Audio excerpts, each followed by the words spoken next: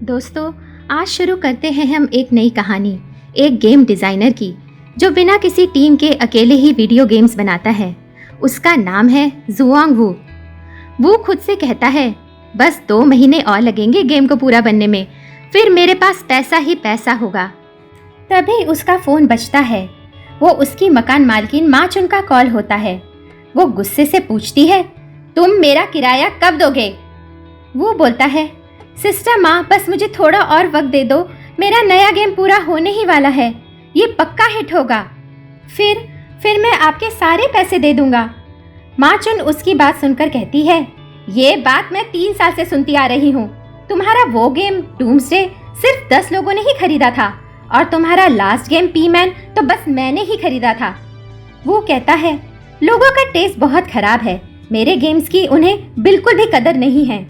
ये सुनकर सिस्टर माँ बोलती है, टेस्ट तो तुम्हारा खराब है, फालतू के गेम्स बनाते रहते हो, मैं कुछ नहीं जानती, अब बहुत हो गया।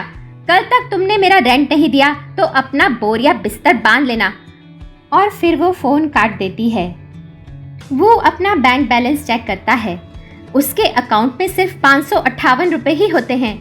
ये देखकर वो उदास हो जाता है। फिर वो खुद से बोलता है, अब मैं दुगनी तिगुनी मेहनत करूँगा और जल्दी से जल्दी अपना सारा कर्ज चुका दूंगा।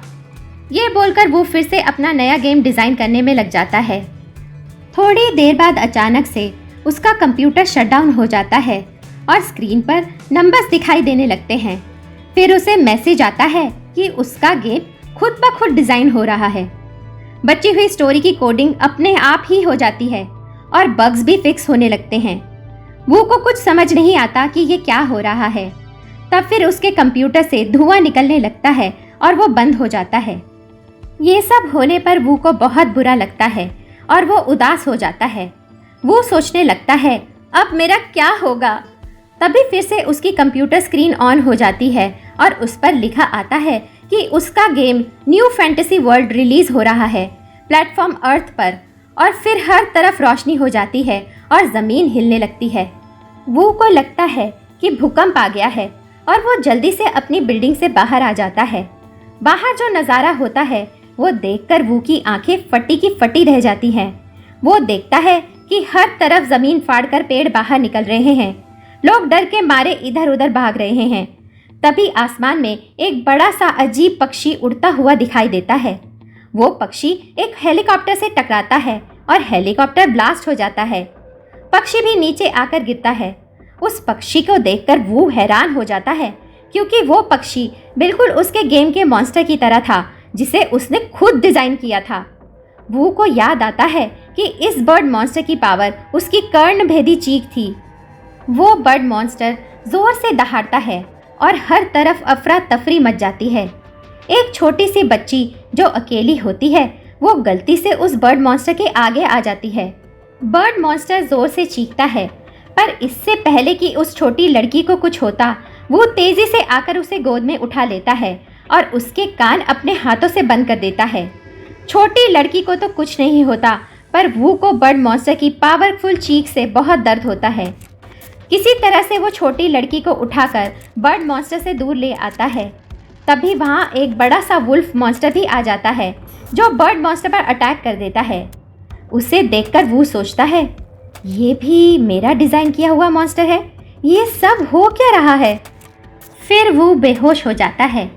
जब वो को होश आता है तो वो खुद को एक हॉस्पिटल बेड पर पाता है। उसके पास वही छोटी बच्ची बैठी सो रही होती है। वो सोचता है, जो सब मैंने देखा था क्या वो रियल में हुआ था? और फिर वो टीवी ऑन करता है। टीवी में एक रिपोर्टर एक बहुत विशाल पेड़ को दिखाकर बता रही होती है कि इस पेड़ की ऊंचाई 5000 मीटर से भी ज़्यादा है। तभी उस पर एक मॉन्स्टर अटैक करता है और कैमरा ऑफ हो जाता है। दूसरी न्यूज़ में एक रिपोर्टर बता रहा होता है, यहाँ पर धरती में एक बहुत बड़ा गड्ढा बन गया है जो कि 1000 मीटर से भी ज़्यादा गहरा है। उस रिपोर्टर पर भी एक मॉन्स्टर अटैक कर देता है और टीवी स्क्रीन फिर से ब्लैंक हो जाती है। दूसरे चैनल पर वो देखता है कि शहर में इमरजेंसी डिक्लेयर हो गई है और ये अनाउंसमेंट हो रही है कि जो भी प्लेयर्स बन गए हैं वो प्लेयर्स के हेडक्वार्टर में आकर अपना रजिस्ट्रेशन कराएं। वो सोचता है कि ये प्लेयर्स लोग कौन हैं। तब उसे ध्यान आता है कि वो bird monster, wolf monster, sky tree और एबिसल पिट ये सब उसके बनाए गेम का ही हिस्सा थे। तभी अचानक से वू के सामने एक स्क्रीन आ जाती है। उसमें सबसे ऊपर उसका नाम लिखा होता है, जुआंग वू। फिर ये कि उसका लेवल 1 है और उसका प्रोफेशन है गेम डिज़ाइनर और वो एक एनपीसी है। दोस्तों, जो ये नहीं जानते उन्हें बता दूं कि एनपीसी का मतलब होता है नॉन प्लेएबल कैरेक्टर्स। ये वीडियो गेम के वो कैरेक्टर्स होते हैं जो गेम की स्टोरी का हिस्सा तो होते हैं पर वो गेम खेल नहीं सकते। उनका गेम में एक डेफिनेट रोल होता है। स्क्रीन पर वू के टाइटल की जगह खाली होती है, मतलब अभी तक उसका कोई टाइटल नहीं है। फिर आगे उसके करंट स्टैट्स जैसे कि एचपी, एजिलिटी, इंटेलिजेंस, स्ट्रेंथ वगैरह लिखी होती हैं।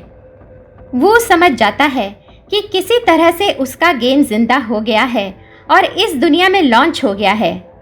फिर वो जब इन्वेंट्री और स्किल्स पर क्लिक करता है तो उसे पता चलता है कि वो स्टोरेज पैनल और स्किल पैनल को यूज़ नहीं कर सकता है क्योंकि वो एक एनपीसी प्लेयर है। वू को ये देखकर बहुत गुस्सा आता है कि सिस्टम ने उसे एक एनपीसी बना दिया है। तभी रूम में एक लड़की एंटर करती है, जिसे देखकर वो फिर से बिस्तर पर लेट जाता है और बेहोश होने का नाटक करने लगता है। वो लड़की उसकी मकान मालकिन माचुन होती है। वो वू को बोलती है, बेहोश होने का नाटक मत करो। वो फिर उठकर बैठ जाता है और घबरा कर बोलता है, सिस्टर माँ, तुम यहाँ कैसे? माँ बोलती है, मुझे हॉस्पिटल वालों ने कॉल करके यहाँ बुलाया है। वो कहता है, सिस्टर माँ, आप बहुत अच्छे हो, मेरा कितना ख्याल रखते हो।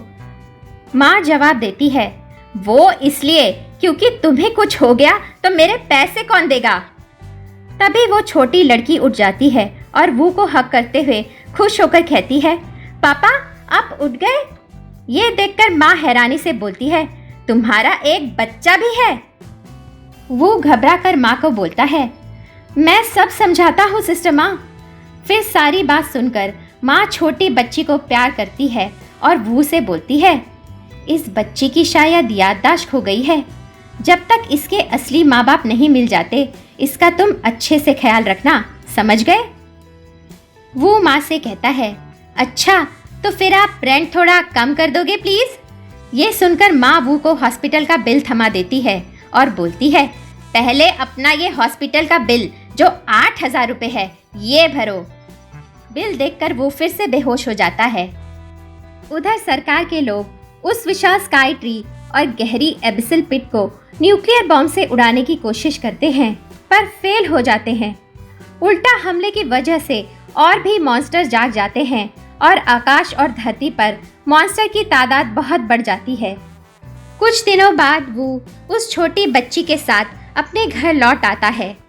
अभी तक उस बच्ची का कुछ अता पता या नाते रिश्तेदार नहीं मिल पाया था। उसे वो मैंग मैंग कहकर बुलाता है। मैंग मैंग एक बहुत ही मेहनती बच्ची थी। वो वू को घर के काम में पूरी मदद करती थी, पर क्योंकि वो नादान थी, वो ज़्यादातर काम बिगाड़ देती थी। उन नुकसानों की भरपाई करते करते वू के ऊपर सिस्टर माँ के और भी ज़्यादा कर्ज चढ़ जाते हैं। एक दिन परेशान होकर वो मैंग मैंग को अनाथालय ले जाता है, पर जब वहाँ मैंग मैंग उसे पापा कहकर बुलाती है तो उसका दिल पिघल जाता है और वो मैंग मैंग को अपने साथ रखने का फैसला लेता है। गेम की इस नई दुनिया में 2 तरह के मॉन्स्टर हैं, एक ज़मीन में रहने वाले और दूसरा जंगलों में रहने वाले। ज़मीन में रहने वाले मॉन्स्टर काफ़ी ज़्यादा ताकतवर और ख़तरनाक हैं और जंगलों में रहने वाले उनके मुकाबले थोड़े कम शक्तिशाली हैं। कुछ समय बाद एक दिन वो शहर के बाहर एक मैदान में एक फावड़े से ज़मीन में खुदाई करने लगता है। वो खोदते ही चला जाता है। फिर अचानक एक छोटा सा मॉन्स्टर गड्ढे में से निकलता है और हवा में उड़ान भरते हुए वू पर हमला कर देता है, लेकिन वो अपने आप को अपनी शील्ड से बचा लेता है और फिर वो उस छोटे रैबिट जैसे मॉन्स्टर को अपने फावड़े से ज़ोर से मारता है, जिससे कि उस मॉन्स्टर का एक सींग टूट जाता है और वो मॉन्स्टर ढेर हो जाता है। मॉन्स्टर के मरते ही वू के सामने एक स्क्रीन आ जाती है जिस पर एक नोटिफिकेशन आती है उसमें लिखा होता है कि आपने एक मॉन्स्टर को हरा दिया है जो कि एक जैकलोप है, पर क्योंकि आप एक एनपीसी हो इसलिए आपको कोई एक्सपीरियंस पॉइंट नहीं मिलेंगे। फिर इसी तरह से वो और भी बहुत सारे जैकलोप्स को खोद खोद कर निकालता है और मारता चला जाता है। फिर उसके सामने स्क्रीन पर नोटिफिकेशन आती है कि आपने जैकलोप्स हंट मिशन को कंप्लीट कर लिया है।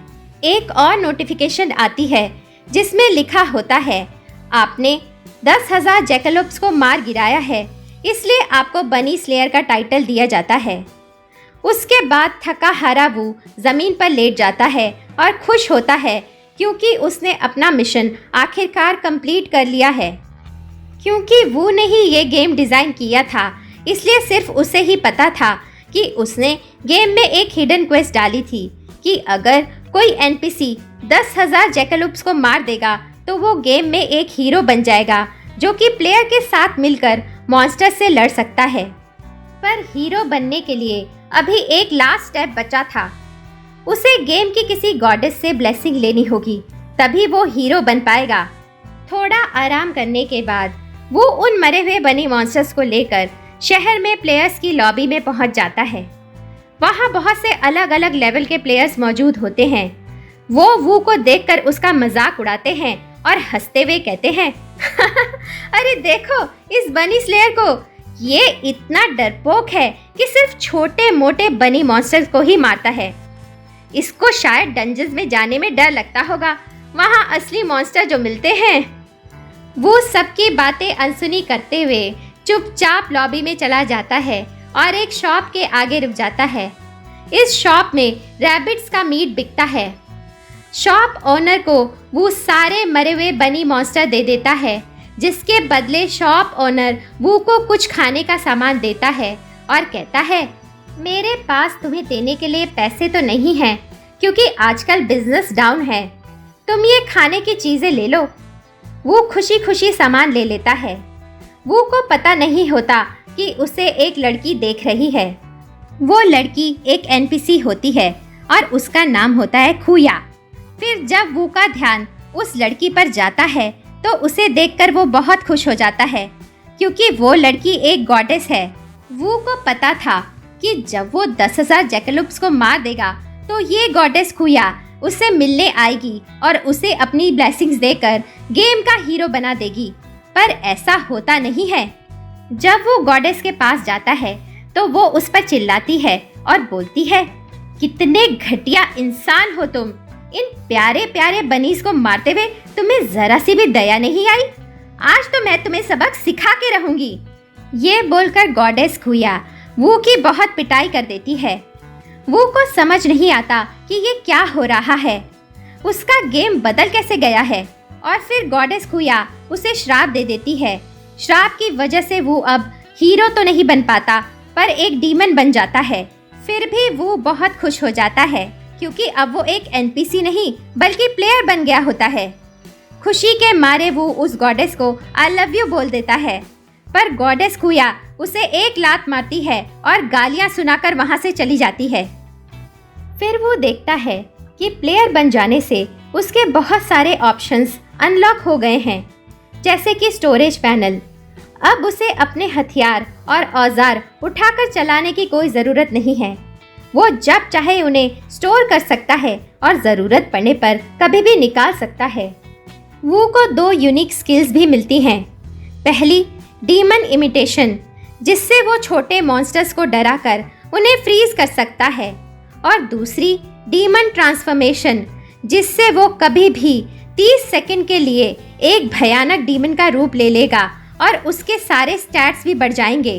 पर इस स्किल का 24 घंटे का कूलडाउन टाइम है, मतलब एक बार इस स्किल को यूज़ करने के बाद दोबारा वो 24 घंटे के बाद ही फिर से इसको इस्तेमाल कर सकता है। दोनों स्किल्स अभी लेवल 1 पर ही हैं। एक और नोटिफिकेशन से पता चलता है कि डीमन रेस के प्लेयर्स लॉबी में अपना जॉब नहीं बदल सकते। लेवल 10 पर पहुंचने पर उन्हें जॉब बदलने वाला मिशन प्राप्त होगा। फिर सिस्टम उसे बताता है कि क्योंकि पहली बार डीमन रेस का कोई प्लेयर गेम में आया है तो इसलिए सिस्टम दुनिया के सब लोगों के सामने इस बात की घोषणा करेगा। फिर सिस्टम उससे पूछता है कि क्या तुम्हारी आइडेंटिटी सबके सामने रिवील कर दी जाए या तुम अपनी पहचान छुपाना चाहते हो। वो यस पर क्लिक करता है। फिर वो और दुनिया के सब प्लेयर्स के पास एक मैसेज आता है कि एक अज्ञात प्लेयर गॉडेस के श्राप के कारण एक नई रेस जिसका नाम डीमन रेस है उसका प्लेयर बन गया है और सबके लिए एक हिडन क्वेस्ट ओपन हुई है। जब दूसरे प्लेयर्स ये मैसेज पढ़ते हैं तो उन्हें यकीन नहीं होता। लॉबी में मौजूद सारे प्लेयर्स अब गॉडेस द्वारा शापित होना चाहते थे और गुमनाम खिलाड़ी के बारे में डिस्कस करने लगते हैं। वो इस बात से अनजान थे कि वो ही वो नई रेस का प्लेयर है और उनके पास लॉबी में ही मौजूद है। उधर प्लेयर मैनेजमेंट एसोसिएशन की बिल्डिंग में कुर्सी पर बैठे प्रेसिडेंट लेई क्यू को भी इस नई रेस के बारे में मैसेज मिलता है। वो अपनी सेक्रेटरी से पूछता है, क्या हाल ही में हमारे शहर में कुछ बड़ा हुआ है? सेक्रेटरी जवाब देती है, हमारे शहर के थंडर ड्रैगन गिल्ड ने हाल ही में बी रैंक डंजन को क्लियर कर दिया है, पर गिल्ड के किसी भी मेंबर ने किसी गॉडेस से कोई बातचीत नहीं की है और क्लाउड सोर गिल्ड और ब्लू गोड गिल्ड ने भी अभी किसी भी डंजन पर अटैक नहीं किया है। लेई पूछता है, क्या हाल ही में प्लेयर्स लॉबी में कोई अजीब घटना हुई है? बिंगयुन जवाब देती है, हाँ, जैकलोप्स का शिकार करने जाने वाले एक प्लेयर ने एक एनपीसी को नाराज कर दिया था और उस एनपीसी ने उसकी बहुत पिटाई कर दी थी। लेई उससे पूछता है, क्या इसमें जुओंगवू नाम का कोई लड़का शामिल है? तो बिंगयुन सरप्राइज हो जाती है और बोलती है, हाँ, वो वही है जिसकी एनपीसी लड़की ने पिटाई कर दी थी। पर आपको कैसे पता चला? क्या आप वू पर नजर रख रहे हैं? लेई बिंगयुन को कहता है, मैं वू के पिता को जानता था। ऐसा करो बिंगयुन कि वू की लोकेशन का पता लगाओ। मैं वू को अपनी बैकअप टीम में शामिल करना चाहता हूँ। बिंगयुन कहती है, ओके, आई गॉट इट। अगले दिन शहर के बाहर मैदान में वो जाकर फिर से जमीन में दबे एक जैकलोप को निकाल कर मार देता है। इस बार वू को जैकलोप को मारने के लिए 10 एक्सपी पॉइंट्स मिलते हैं। लेवल 2 पर जाने के लिए वू को 100 एक्सपी चाहिए, जिसमें से 10 उसे मिल चुके हैं। वू को बहुत खुशी होती है कि फाइनली वो भी बाकी प्लेयर्स की तरह अपना लेवल अप कर सकता है। फिर वो अपनी एक्सपी बढ़ाने के लिए 9 और जैकलोप्स को मार देता है और लेवल 2 पर चला जाता है। उसे महसूस हो रहा होता है कि अब वो पहले से ज़्यादा तेज और ताकतवर हो गया है। अब जैकलोप्स के मूवमेंट उसे बहुत स्लो लगने लगते हैं। वो उन पर अपनी यूनिक स्किल भी इस्तेमाल कर देता है। जब वो डीमन ट्रांसफॉर्मेशन स्किल यूज़ करके राक्षस बन जाता है तो उसके आसपास के सारे जैकलोप्स उससे डरकर बेहोश हो जाते हैं। फिर वो जैकलोप्स को मारकर अपना लेवल 6 तक कर देता है। पर अब वो देखता है कि अब उससे आगे लेवल बढ़ाने के लिए जैकलोप्स से बड़े मॉन्स्टर को मारना होगा, क्योंकि अब नेक्स्ट लेवल पर जाने के लिए बहुत ज़्यादा एक्सपी चाहिए। अब जैकलोप्स को मारने से कुछ नहीं होगा। वू के डिज़ाइन किए हुए इस गेम में अलग अलग रेस के प्लेयर अपनी किसी एक स्टैट को सबसे ज़्यादा बढ़ाकर रखते थे। जैसे वॉरियर्स अपनी स्ट्रेंथ को, असैसिन अपनी एक्यूरेसी को और विज़र्ड्स अपने इंटेलेक्ट को सबसे ज़्यादा रखते थे। वो सोचता है कि वो अपने किस स्टैट्स को सबसे पहले बढ़ाए। तभी वो देखता है कि एक विशाल मॉन्स्टर उसकी तरफ बढ़ रहा है। वो चौंक जाता है। ये बड़ा मॉन्स्टर जैकलोप्स का किंग होता है। उसके सींग लोहे से भी ज़्यादा मजबूत होते हैं। वो लेवल 10 का बॉस मॉन्स्टर होता है। उसकी खाल बहुत मोटी होती है। वू को उसके बारे में सब पता होता है, क्योंकि वू ने ही उसे डिज़ाइन किया था। उसे हराने का तरीका था कि लॉन्ग रेंज से अटैक किया जाए, पर वू के पास तीर कमान नहीं होता। वो जल्दी से अपने गेन पॉइंट से अपनी स्पीड के स्टैट्स को बढ़ा देता है और जैकलोप किंग को चैलेंज करता है। पर किंग जब दहाड़ता है तो वू डर जाता है और वहाँ से भागने लगता है। बॉस किंग मॉन्स्टर वू पर अपने लोहे के सींगों से वार करता है। वो तेजी से हटकर खुद को वार से बचा लेता है। बॉस किंग फिर बहुत सारे अटैक करता है, पर वू आसानी से उसके सारे अटैक्स से बच जाता है। वो खुद से बोलता है, वाह, मेरा लेवल अप हो जाने की वजह से मैं आसानी से इसके सारे वारों को डॉज कर पा रहा हूँ। बॉस को अब बहुत गुस्सा आ जाता है और वो अपनी आर्मी को बुलाता है। बहुत सारे जैकलोप्स जमीन से निकल कर आते हैं और वो पर अटैक कर देते हैं। वो इतने सारे जैकलोप्स को देखकर भागने लगता है। मैदान में भागते भागते वो शहर के नज़दीक आ जाता है और वो देखता है कि कुछ 3-4 प्लेयर्स वहाँ पर खड़े हैं। हकलाती आवाज़ में वो प्लेयर्स को वार्न करता है, भागो, जैकलोप्स का बॉस प्रकट हो गया है, भागो भागो यहाँ से। पर भागने के बजाय वो प्लेयर्स एक्साइटेड होकर आपस में बोलते हैं, इस बॉस मॉन्स्टर को मारकर बहुत सारी लूट और रिवॉर्ड पॉइंट्स मिलेंगे, चलो इसको मार गिराएं। पर जैसे ही बॉस उनके सामने आता है वो भी डर के मारे भागने लगते हैं और वो पर चिल्लाते हैं, कहाँ फंसा दिया तुमने हमें लड़के। वो उनसे बोलता है, माफ करना दोस्तों, मैं तो चला यहाँ से, मुझे अपने बच्चे के लिए खाना बनाना है।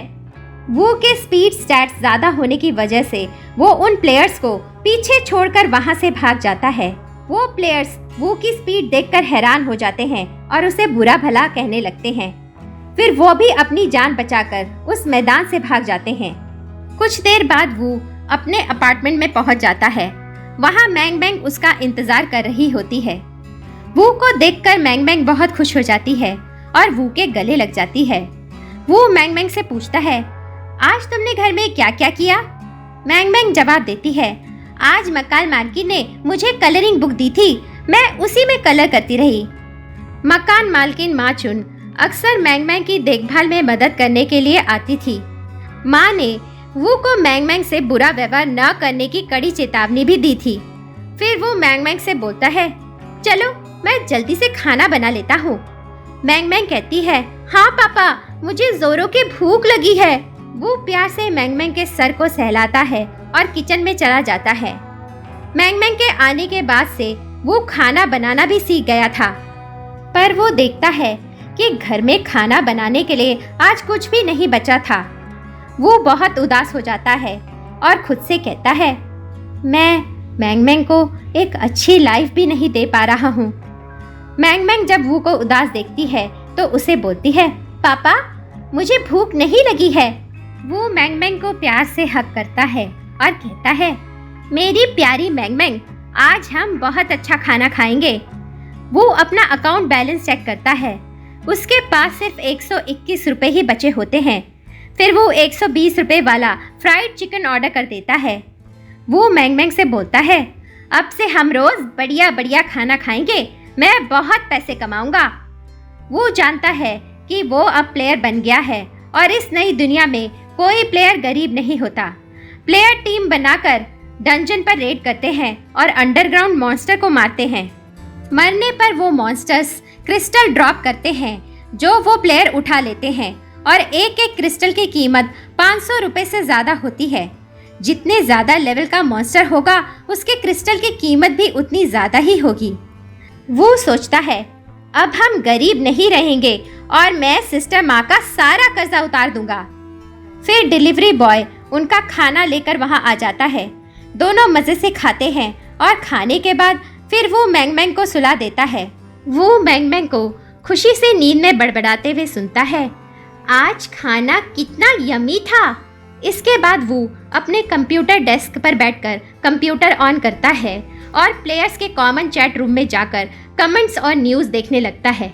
वो चैट रूम फोरम में न्यूज़ देखता है कि आज दोपहर करीब 4 बजे सिटी के बाहर मैदान में एक जैकलोप किंग मॉन्स्टर और उसकी रैबिट आर्मी ने 4 प्लेयर्स को बुरी तरह से घायल कर दिया है और वो चारों अभी हॉस्पिटल में एडमिट है। दोस्तों, आप तो जानते ही हैं कि ये चारों वही प्लेयर्स हैं जिन्हें वो छोड़कर भाग आया था। बेचारे उस बॉस मॉन्स्टर से बचकर भाग नहीं पाए होंगे। वो को ये खबर पढ़कर दुख होता है क्योंकि ये सब उसी की वजह से हुआ था। ये जो प्लेयर्स का चैट फोरम है, इसमें पहले टॉप पोस्ट हमेशा वो की ही होती थी क्योंकि उसे गेम के बारे में सबसे ज्यादा पता था। वो गेम के बारे में जानकारियां पोस्ट करता रहता था। दुनिया के बहुत सारे प्लेयर्स उसे फॉलो करते थे और उसकी पोस्ट पढ़ते रहते थे। उन्हें उससे बहुत मदद मिलती थी। पर वो ने अब गेम की गाइड्स अपलोड करना बंद कर दिया है। जब वो गेम की कोडिंग कर रहा था तब वो उसे पूरा नहीं बना पाया था और आगे का गेम खुद ही बन गया था। इसलिए वो की गेम गाइड 100% ठीक नहीं थी और गेम रेगुलरली अपने आप को अपडेट भी कर रहा था और इसी वजह से एक बार एक प्लेयर की डंजन में मौत हो गई थी। उसने वो की गाइड पर कुछ ज्यादा ही भरोसा कर लिया था और डंजन में वही किया जो वो ने गाइड में बताया था, पर गेम बदल चुका था और वो इम्प्रोवाइज नहीं कर पाया और मर गया। ऊपर से उस प्लेयर ने वो की गाइड पढ़कर जो एक्शन करे उनसे गेम में एक नया खतरनाक डंजन और एक नया बॉस मॉन्स्टर पैदा हो गया था जिसे हराना आम प्लेयर के बस की बात नहीं थी। तभी से वो ने गाइड अपलोड करना बंद कर दिया। अब वो पर पैसा कमाने की धुन सवार थी। वो अगले दिन फिर मैदान में पहुंच गया जहां कुछ जंगली सुअर घूम रहे थे।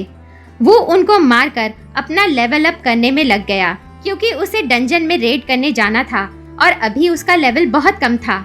जब वो ने बहुत सारे सुअर मार दिए और उसका एक लेवल बढ़ गया, तभी उसने देखा कि सुअरों की एक पूरी फौज, कम से कम 50 सुअर उसे मारने उसकी तरफ आ रहे हैं। इतने सारे सुअरों को देखकर वो भागने लगा। तभी उसे नोटिफिकेशन आया, आपकी डीमन ट्रांसफॉर्मेशन स्किल का कूलडाउन टाइम अब खत्म हो गया है। ये देखकर वो बहुत खुश हो जाता है और फिर से अपनी स्किल का इस्तेमाल कर एक भयानक राक्षस बन जाता है।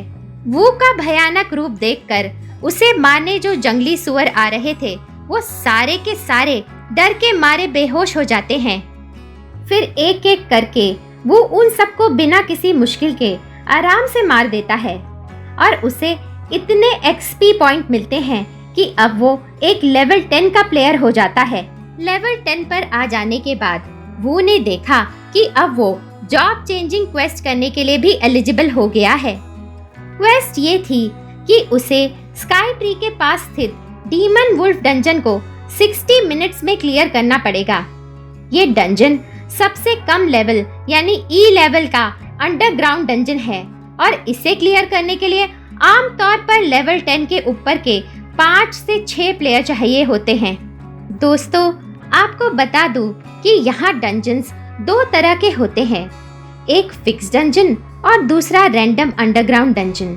फिक्स्ड डंजन वो होते हैं जिनकी लोकेशन फिक्स्ड होती है और उन्हें क्लियर करने के बाद वो रीसेट हो जाती हैं। उनके अंदर जो मॉन्स्टर होते हैं उनमें से कोई भी बाहर नहीं निकल सकता। पर रैंडम डंजन्स वो होते हैं जो अचानक से कहीं भी प्रकट हो जाते हैं और अगर जल्द ही प्लेयर्स उन्हें क्लियर नहीं करें तो उनके अंदर के मॉन्स्टर बाहर निकलकर दुनिया में कोहराम मचा देते हैं। इस तरह के डंजन्स को जब प्लेयर्स क्लियर कर लेते हैं तो फिर ये गायब हो जाती हैं। वो के मिशन वाला डीमन वुल्फ डंजन एक फिक्स डंजन होता है। दोस्तों, जब स्काई ट्री पर सरकार ने न्यूक्लियर बॉम्ब से हमला किया था तब से स्काई ट्री के चारों तरफ उसकी सुरक्षा के लिए एक सुरक्षा कवच अपने आप ही बन गया था, जिसके आर पार लोग तो आ जा सकते हैं पर कोई भी इलेक्ट्रॉनिक चीज उस कवच के पार नहीं जा सकती, जैसे कि कार, मोबाइल या जेट। अगर कोई कार स्काई ट्री के पास पहुंचती है तो वो जल जाती है। अगर कोई फाइटर जेट कवच से टकराता है तो वो भी क्रैश हो जाता है। इसलिए स्काई ट्री के पास जाने के लिए लोग घोड़े से खींचे जाने वाली गाड़ियां यूज करते हैं, जो मैनेजमेंट एसोसिएशन फॉर प्लेयर्स द्वारा प्लेयर्स को फ्री में प्रदान की जाती हैं। फिर वो एक घोड़ा गाड़ी में बैठकर स्काई ट्री पहुंच जाता है। फिर वो स्काई ट्री के पास मौजूद डीमन वुल्फ डंजन में पहुंच जाता है। उस डीमन वुल्फ डंजन के बाहर बहुत सारे प्लेयर्स की टीम्स खड़ी होती हैं और उनमें से कुछ ऐसी टीम्स थी जो पैसे लेकर प्लेयर्स को डंजन कैरी करवाती थी, यानी प्लेयर्स उन्हें पैसे देकर उनकी मदद से आसानी से डंजन क्लियर कर सकते हैं। ये एक तरह से फायदेमंद होता है क्योंकि डंजन क्लियर होने पर प्लेयर का अच्छा खासा लेवल बढ़ जाता है और उसे बहुत सारे क्रिस्टल और लूट भी मिल जाती है। वो ऐसी ही एक कैरी टीम के लीडर के पास जाता है और उससे पूछता है कि उनका रेट क्या है। रेट सुनकर वो उसे मना कर देता है। उनका रेट एक डंजन क्लियर करवाने का 20,000 रुपए था और वू के पास तो एक फूटी कौड़ी भी नहीं थी। तभी वू की नज़र वहां मौजूद उन्हीं 4 प्लेयर्स पर पड़ती है जो उसकी वजह से अस्पताल पहुंच गए थे। उनका लीडर शैन वू को अकेला खड़ा देखकर वू के पास आता है। उसे आता देखकर वो जल्दी से अपने मुंह पर मास्क लगा लेता है जिससे कि वो उसे पहचान ना पाए। शैन लेवल 19 का प्लेयर होता है। वो वू से बोलता है, हमें एक और प्लेयर की जरूरत है, क्या तुम मेरी टीम में शामिल होना चाहोगे? वो कभी डंजन में पहले नहीं घुसा था और उसे बड़े मॉन्स्टर से लड़ने का कोई एक्सपीरियंस नहीं था। वो शैन से कहता है, मैं एक माइनर हूँ, मैं डंजन के मॉन्स्टर के साथ लड़ूंगा नहीं, सिर्फ क्रिस्टल इकट्ठा करूंगा, क्या तुम्हें मंजूर है? शैन जवाब देता है, हाँ कोई दिक्कत नहीं है, तुम आ सकते हो, पर ये याद रखना कि तुम्हें हम लूट का कोई हिस्सा नहीं देंगे। हाँ, पर क्रिस्टल में तुम्हारा बराबर का हिस्सा होगा। मंजूर है तो आ जाओ। वो सोचता है, ये एक अच्छा मौका है मेरे लिए, ये चारों एक्सपीरियंस्ड प्लेयर लग रहे हैं, इनके पास हथियार भी अच्छे हैं। वो उसे हाँ बोल देता है। फिर वो पांचों डंजन का गेट खोलकर उसमें एंटर कर जाते हैं। डंजन के अंदर घुप अंधेरा छाया होता है क्योंकि स्काई ट्री के अंदर कोई इलेक्ट्रॉनिक चीज नहीं लाई जा सकती, इसलिए रोशनी के लिए टॉर्च की जगह प्लेयर्स मशाल का इस्तेमाल करते हैं। डीमन रेस का बन जाने के कारण वू को अंधेरे में भी साफ दिखाई दे रहा था। जब वो सब डंजन में आगे बढ़ते हैं, वो देखता है कि कई सारे क्रिस्टल वहां इधर उधर पड़े हुए हैं। तभी वहां 2 कवचधारी खूंखार भेड़िए आ जाते हैं। उनकी डरावनी लाल आंखें होती हैं। वो लेवल 12 के आर्मर्ड वुल्फ होते हैं। शैन अपनी टीम को चौकन्ना करते हुए कहता है, लड़ाई के लिए सब तैयार हो जाओ। जब एक भेड़िया उन पर हमला करता है तो शैन उसको अपनी तलवार से मारने के लिए उसकी तरफ बढ़ता है और पीछे से एक साथी उस भेड़िए पर अपना तीर चला देता है। फिर शैन उस भेड़िए को 2 हिस्सों में काट डालता है। तभी दूसरा भेड़िया भी अटैक कर देता है। उनकी एक टीममेट जिसका नाम कीवी है, एक विज़र्ड होती है। उसके जादुई डंडे से एक आग का गोला निकलता है जो उस भेड़िए को ब्लास्ट कर देता है और वो भेड़िया भी दम तोड़ देता है। शैन अपनी टीम को कहता है, चलो ये 2 भेड़िए तो खत्म हो गए, अब हमें आगे चलना चाहिए। आगे बढ़ने से पहले वो वू को बोलता है, आगे अब ज्यादा खतरा हो सकता है, तुम यहीं पर रुको और सारे क्रिस्टल इकट्ठा करो, तब तक हम डंजन क्लियर करके आते हैं। फिर शैन की टीम वू को वहीं छोड़कर आगे चली जाती है। वू को पता था कि उनकी टीम काफी स्ट्रांग है, पर उसे अपनी जॉब चेंज करने वाली क्वेस्ट को पूरा करने के लिए 1 घंटे से पहले डंजन को क्लियर करना था, जो कि एक मुश्किल टास्क था। पर क्योंकि वू ने ही उस डंजन को डिजाइन किया था, तो उसको पता था कि डंजन का बॉस रूम वहीं एंट्रेंस में जमीन के नीचे अंडरग्राउंड दूसरे लेवल पर है। अगर वो बॉस को मार देगा तो डंजन अपने आप ही क्लियर हो जाएगा।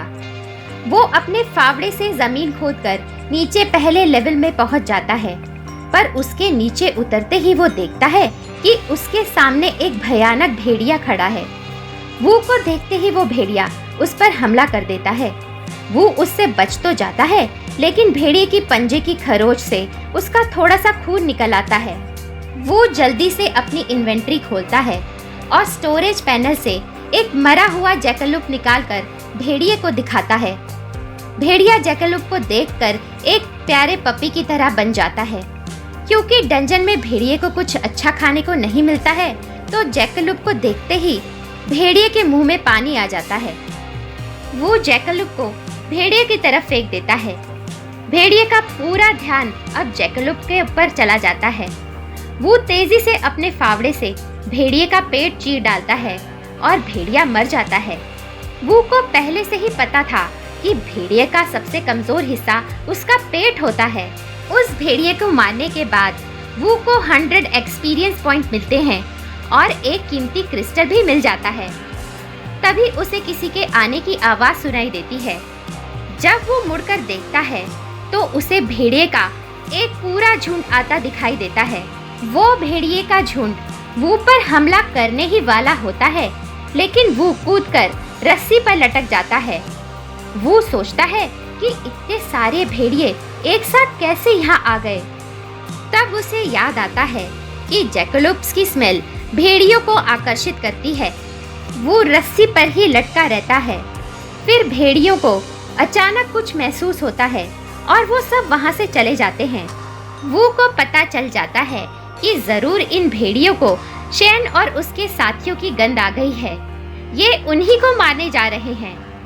वो सोचता है कि शेन और उसके साथी जैकलोप किंग का अटैक झेल सकते हैं, तो इन भेड़ियों को हराना उनके लिए कोई मुश्किल काम नहीं होना चाहिए। भेड़िए शेन के ग्रुप को चारों तरफ से घेर लेते हैं। जांग, जो एक तीरंदाज है, एक तीर मारकर एक भेड़िए की आंख फोड़ देता है। वो शेन से पूछता है, ये इतने सारे भेड़िए एक साथ कैसे? इससे पहले शेन कुछ जवाब देता, वो भेड़िया जिसकी जांग ने एक आंख फोड़ी थी बरसर्क मोड में आ जाता है, यानी ज्यादा खतरनाक बन जाता है और जांग के ऊपर चढ़कर उसका एक हाथ काट लेता है। किसी को समझ नहीं आता कि क्या हो रहा है। भेड़िए ऐसे अजीब बर्ताव क्यों कर रहे हैं? शेन भेड़ियों की तरफ अपनी तलवार घुमाते हुए टीम के हीलर योंग को बोलता है, मैं तुम्हें कवर देता हूँ, तुम जांग को जल्दी से हील करो। योंग जांग को हील करने लगता है। शेन विज़र्ड गर्ल किवी जी को बोलता है, इन पर आग के गोले बरसाओ जी। जी भेड़ियों पर आग के गोले फेंकती है, पर क्योंकि ये सब भेड़िए अब बरसर्क मोड में आ चुके थे, तो उन पर जी के हमले का ज्यादा कुछ असर नहीं होता और वो भेड़िए सबको घेर लेते हैं। हीलर योंग डर के मारे कांपने लगता है। वो बोलता है, भाई आज तो लगता है हम गए। उधर वो रस्सी से नीचे उतर आता है। वो खुद से बोलता है, बॉस रूम ठीक मेरे नीचे होना चाहिए। और वो खोदने जा ही रहा होता है कि उसे भेड़ियों के घुर्राने की आवाज सुनाई देती है। वो सोचता है, एक बार जाके देख लेता हूँ, क्या पता शेन और उसके साथी मुसीबत में हो। वो फिर आवाज की तरफ बढ़ने लगता है। वो ऊपर से देखता है कि वो सभी लोग मुसीबत में हैं। वो उनकी मदद करने नीचे जाने ही वाला होता है कि तभी अचानक हर तरफ लाल रोशनी हो जाती है, जिससे उसकी आंखें चुंधिया जाती है। इस रोशनी का कारण ये था कि शेन ने अपने स्पेशल खूनी खंजर का आह्वान किया होता है। ये खूनी खंजर एक डी लेवल का आर्टिफैक्ट है। दोस्तों, आर्टिफैक्ट्स वो रेयर आइटम होते हैं जो बॉस मॉन्स्टर के मरने पर कभी-कभी ड्रॉप होते हैं और इन्हें सिर्फ एक ही बार इस्तेमाल किया जा सकता है। शेन के खंजर निकालने पर उसके सब साथी हैरान हो जाते हैं। जांग बोलता है, अगर किसी को पता चला कि हमने एक ई लेवल के डंजन में डी लेवल का आर्टिफैक्ट यूज किया है, तो हमारा बहुत मजाक उड़ेगा। ऊपर से हमारे पूरे साल की कमाई से ये खंजर हमने खरीदा था। शेन बोलता है, जान बचाने का कोई और रास्ता नहीं था। ये सब देखकर वो सोचता है, अब इन्हें मेरी जरूरत नहीं होगी। डी लेवल के आर्टिफैक्ट से ये सब आसानी से ई लेवल के भेड़ियों को मार देंगे। फिर वो अपने स्क्रीन पर देखता है कि उसके पास अपना जॉब चेंज मिशन पूरा करने के लिए अब आधा घंटा ही बचा है। वो जल्दी से गड्ढा खोदकर नीचे दूसरे लेवल पर बॉस मॉन्स्टर के कमरे में पहुंच जाता है। बॉस मॉन्स्टर अपने थ्रोन पर बैठा सो रहा होता है। वो अकेला नहीं होता, उसके पास एक 2 सर वाला डॉग मॉन्स्टर भी जमीन पर आराम कर रहा होता है। वो को लगा ही था कि डंजन का बॉस सो रहा होगा, क्योंकि ये तभी उठता है जब प्लेयर्स इसके कमरे का दरवाजा खोलते हैं और वो तो ऊपर से गड्ढा खोदकर कमरे में आया था। वो पूरी तैयारी के साथ इस मिशन पर आया था। वो धीरे से अपनी इन्वेंट्री से बड़ा सा मीट का टुकड़ा निकालता है और उसमें नींद की दवाई मिलाकर 2 सर वाले मॉन्स्टर के आगे रख देता है। मॉन्स्टर मीट की खुशबू से उठ जाता है और उसके दोनों सर उस मीट को खाते ही सो जाते हैं। फिर वो मेन बॉस लूका की कुल्हाड़ी उठा लेता है, पर वो देखता है कि इस कुल्हाड़ी को चलाने के लिए प्लेयर कम से कम लेवल 25 का होना चाहिए। ये देखकर वू को खुद पर बहुत गुस्सा आता है। अरे यार, मैंने क्यों इस कुल्हाड़ी पर लिमिट रख डाली। खैर, अब इसे यूज तो मैं नहीं कर सकता, इसे अपनी इन्वेंट्री में स्टोर कर देता हूँ। इतने में डंजन बॉस लूका उठ जाता है और दोनों हाथ से वू को मारता है। वो बच जाता है पर सोचता है कि अगर इसका वार मुझे लग जाता तो मेरी आधी हेल्थ खत्म हो जाती। वो भागकर जल्दी से अपनी इन्वेंट्री से बफ ग्रांटिंग आइटम्स यूज करता है, जिससे कि उसकी स्पीड और स्ट्रेंथ 10 मिनट के लिए बहुत ज्यादा बढ़ जाती है। वो देखता है कि उसके पास अब 14 मिनट ही बचे हैं। वो बोलता है, अब मेरी बारी है अटैक करने की। वो अब मॉन्स्टर लूका के ठीक सामने आकर खड़ा हो जाता है। पहले मॉन्स्टर एक पंच वू को मारता है। वो अपने फावड़े से उसे रोक लेता है। फिर वो फावड़े से मॉन्स्टर पर वार करता है, लेकिन लूका मॉन्स्टर पर उसके वार का कोई असर नहीं होता। वो मन में बोलता है, इतने कम डैमेज से तो कुछ नहीं होगा। वो फिर अपनी स्किल, पावर और टाइम ड्यूरेशन चेक करता है और बोलता है, इस डैमेज के हिसाब से तो मुझे इस लूका को हराने के लिए इस पर 200 बार वार करना पड़ेगा। मेरे पास पूरी टीम होती तो इसे मारना मुश्किल नहीं होता। अगर टीम का एक योद्धा इस मॉन्स्टर के वार सहता रहे और मॉन्स्टर को उकसाता रहे, तो बाकी टीम के मेंबर्स लगातार इस मॉन्स्टर पर अटैक कर सकते हैं, पर मैं तो अकेला ही हूँ। तभी लूका मॉन्स्टर एक बड़ा सा पत्थर उठाकर वू की तरफ तेजी से फेंकता है। सोच में डूबा हुआ वू उस पत्थर से बच नहीं पाता और टकरा के गिर जाता है। वो खुद से बोलता है, इसके पास तो थ्रोइंग स्किल भी है। ये वैसा नहीं है जैसा इसे मैंने डिजाइन किया था। शायद गेम सिस्टम अपडेट हो गया है। तभी वो देखता है लूका अपने 2 सर वाले डॉग मॉन्स्टर को नींद से उठाने के लिए उसके गले में पड़ी चेन को बुरी तरह से हिला रहा है और उसे मार रहा है, पर डॉग मॉन्स्टर नहीं जागता। वो खुद से बोलता है, अरे ये कितना चालाक है। मैं अकेला ही इससे लड़ रहा हूँ और ये अपने साथी को अपनी मदद के लिए उठा रहा है। वो फिर से अपने स्टैट्स चेक करता है और खुद से कहता है, मैं इस डॉग मॉन्स्टर को जागने नहीं दे सकता। मुझे सरवाइव करने के लिए जल्दी से कुछ करना ही होगा। मेरे पास अब बहुत कम पॉइंट्स बचे हैं। मुझे रिस्क लेना ही पड़ेगा। मैं अपने सारे बचे हुए पॉइंट्स अपनी स्पीड बढ़ाने में लगा देता हूँ। और वो अपनी एजिलिटी में अपने सारे पॉइंट्स ऐड करके अपनी स्पीड बढ़ा लेता है। फिर जमीन पर पड़ा अपना फावड़ा उठाकर बोलता है, अब मैं लेवल 10 का सबसे तेज मूव करने वाला प्लेयर बन गया हूँ। वो तेजी से मॉन्स्टर की तरफ भागते हुए जाता है और मॉन्स्टर की गर्दन पर फावड़े से मारता है और एक ऊंची छलांग लगाते हुए बड़ी चालाकी से दीवार पर लगी मशालों को बुझा देता है। चारों तरफ अंधेरा छा जाता है। अपनी डीमन आई पावर की वजह से वो को अंधेरे में भी दिखाई दे रहा होता है, पर लूका कंफ्यूज हो जाता है। अपनी स्पीड का फायदा उठाते हुए वो लूका के वीक पॉइंट्स पर एक के बाद एक वार करता चला जाता है। इन अटैक्स की वजह से लूका को बहुत डैमेज होता है। वो खुशी से बोलता है, अंधेरे में छुप के अटैक करना कितना बढ़िया है। ये आइडिया मुझे पहले क्यों नहीं आया। लूका गुस्से से पागल हो जाता है और पास में पड़ी मोटी चेन को उठाकर अपने चारों तरफ घुमाने लगता है, जिसके कारण अब वो लूका के नजदीक नहीं जा पा रहा होता। लूका तेजी से चेन को घुमाता चला जाता है और वो चेन की चपेट में आ जाता है। वो दर्द से करा उठता है। अब वो चेन से दूर होके हीलिंग टॉनिक पीकर रिकवर हो जाता है। तभी एक नोटिफिकेशन पॉपअप होता है। लूका मॉन्स्टर अब अंधेरे में भी देख सकता है। वो सोचने लगता है, ये तो और भी खतरनाक होता जा रहा है। वो लूका की वीकनेस को निशाना बनाता है और लूका के अटैक्स को डॉज करता जाता है।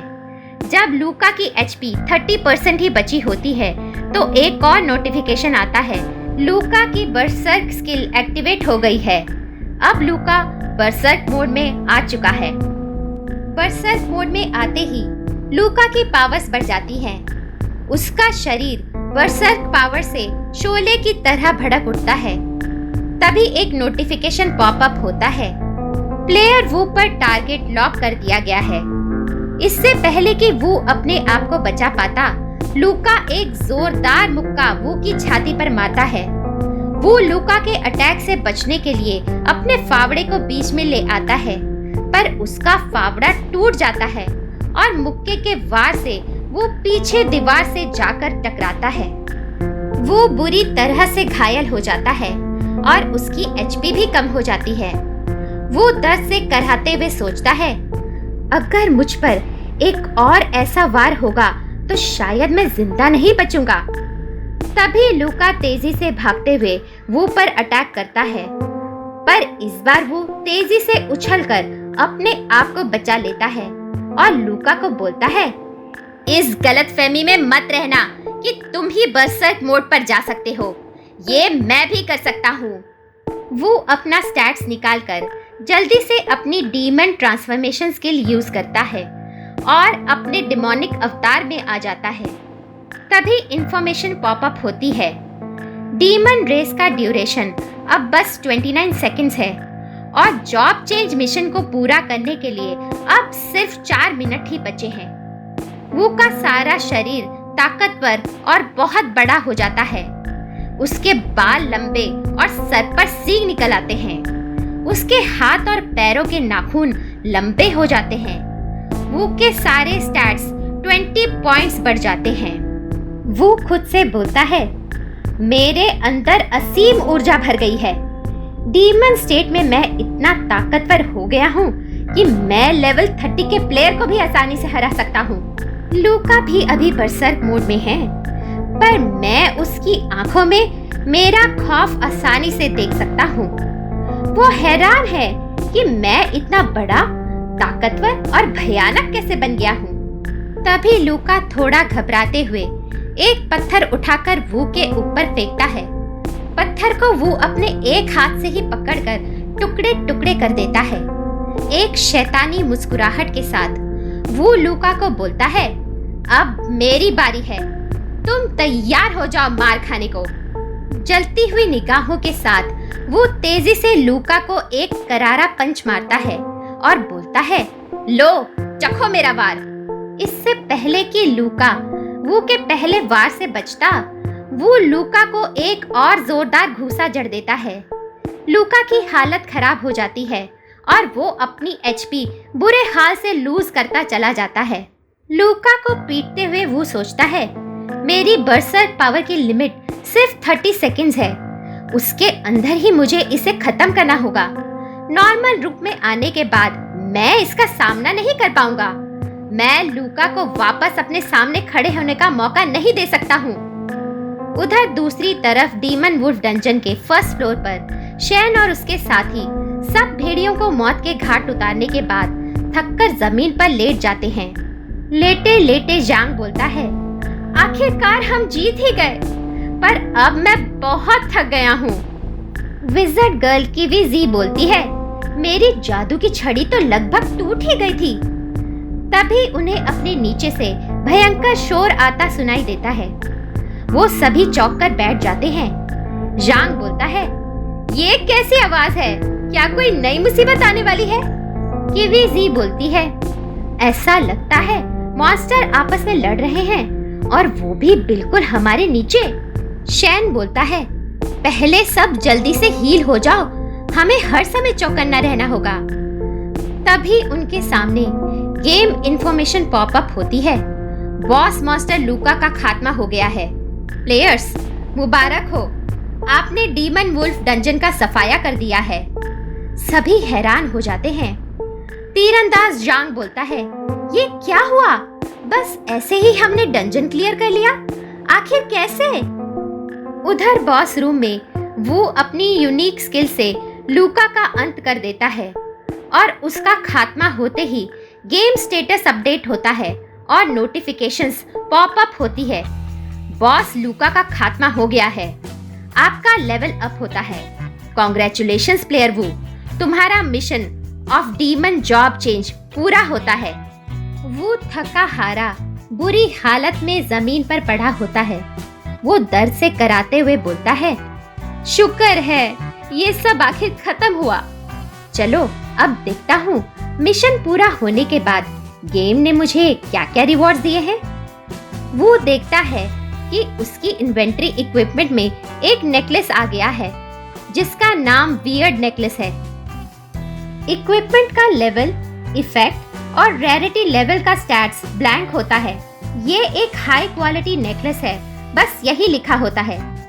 वो देखता है कि बहुत सारे मैजिक क्रिस्टल ड्रॉप हुए हैं। वो बहुत खुश हो जाता है और बोलता है, वाओ, ये सब तो परफेक्ट क्वालिटी ब्लू क्रिस्टल हैं। दोस्तों, हर रैंक के क्रिस्टल 3 तरह के होते हैं, नॉर्मल, प्योर और परफेक्ट। डी रैंक का नॉर्मल क्रिस्टल कम चमक वाला और बेकार क्वालिटी का होता है। डी रैंक का प्योर मैजिक क्रिस्टल ज्यादा चमकदार और हाई क्वालिटी का होता है। डी रैंक का परफेक्ट ब्लू मैजिक क्रिस्टल तो और भी ज्यादा चमकदार और बेहतरीन क्वालिटी का होता है। परफेक्ट ब्लू मैजिक क्रिस्टल की कीमत भी नॉर्मल क्रिस्टल से कई गुना ज्यादा होती है।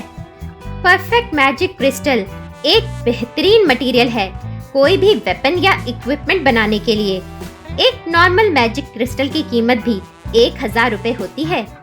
वो सोचता है कि इतने सारे पैसों से वो मैंग मैंग को भी बढ़िया बढ़िया खाना खिला सकता है।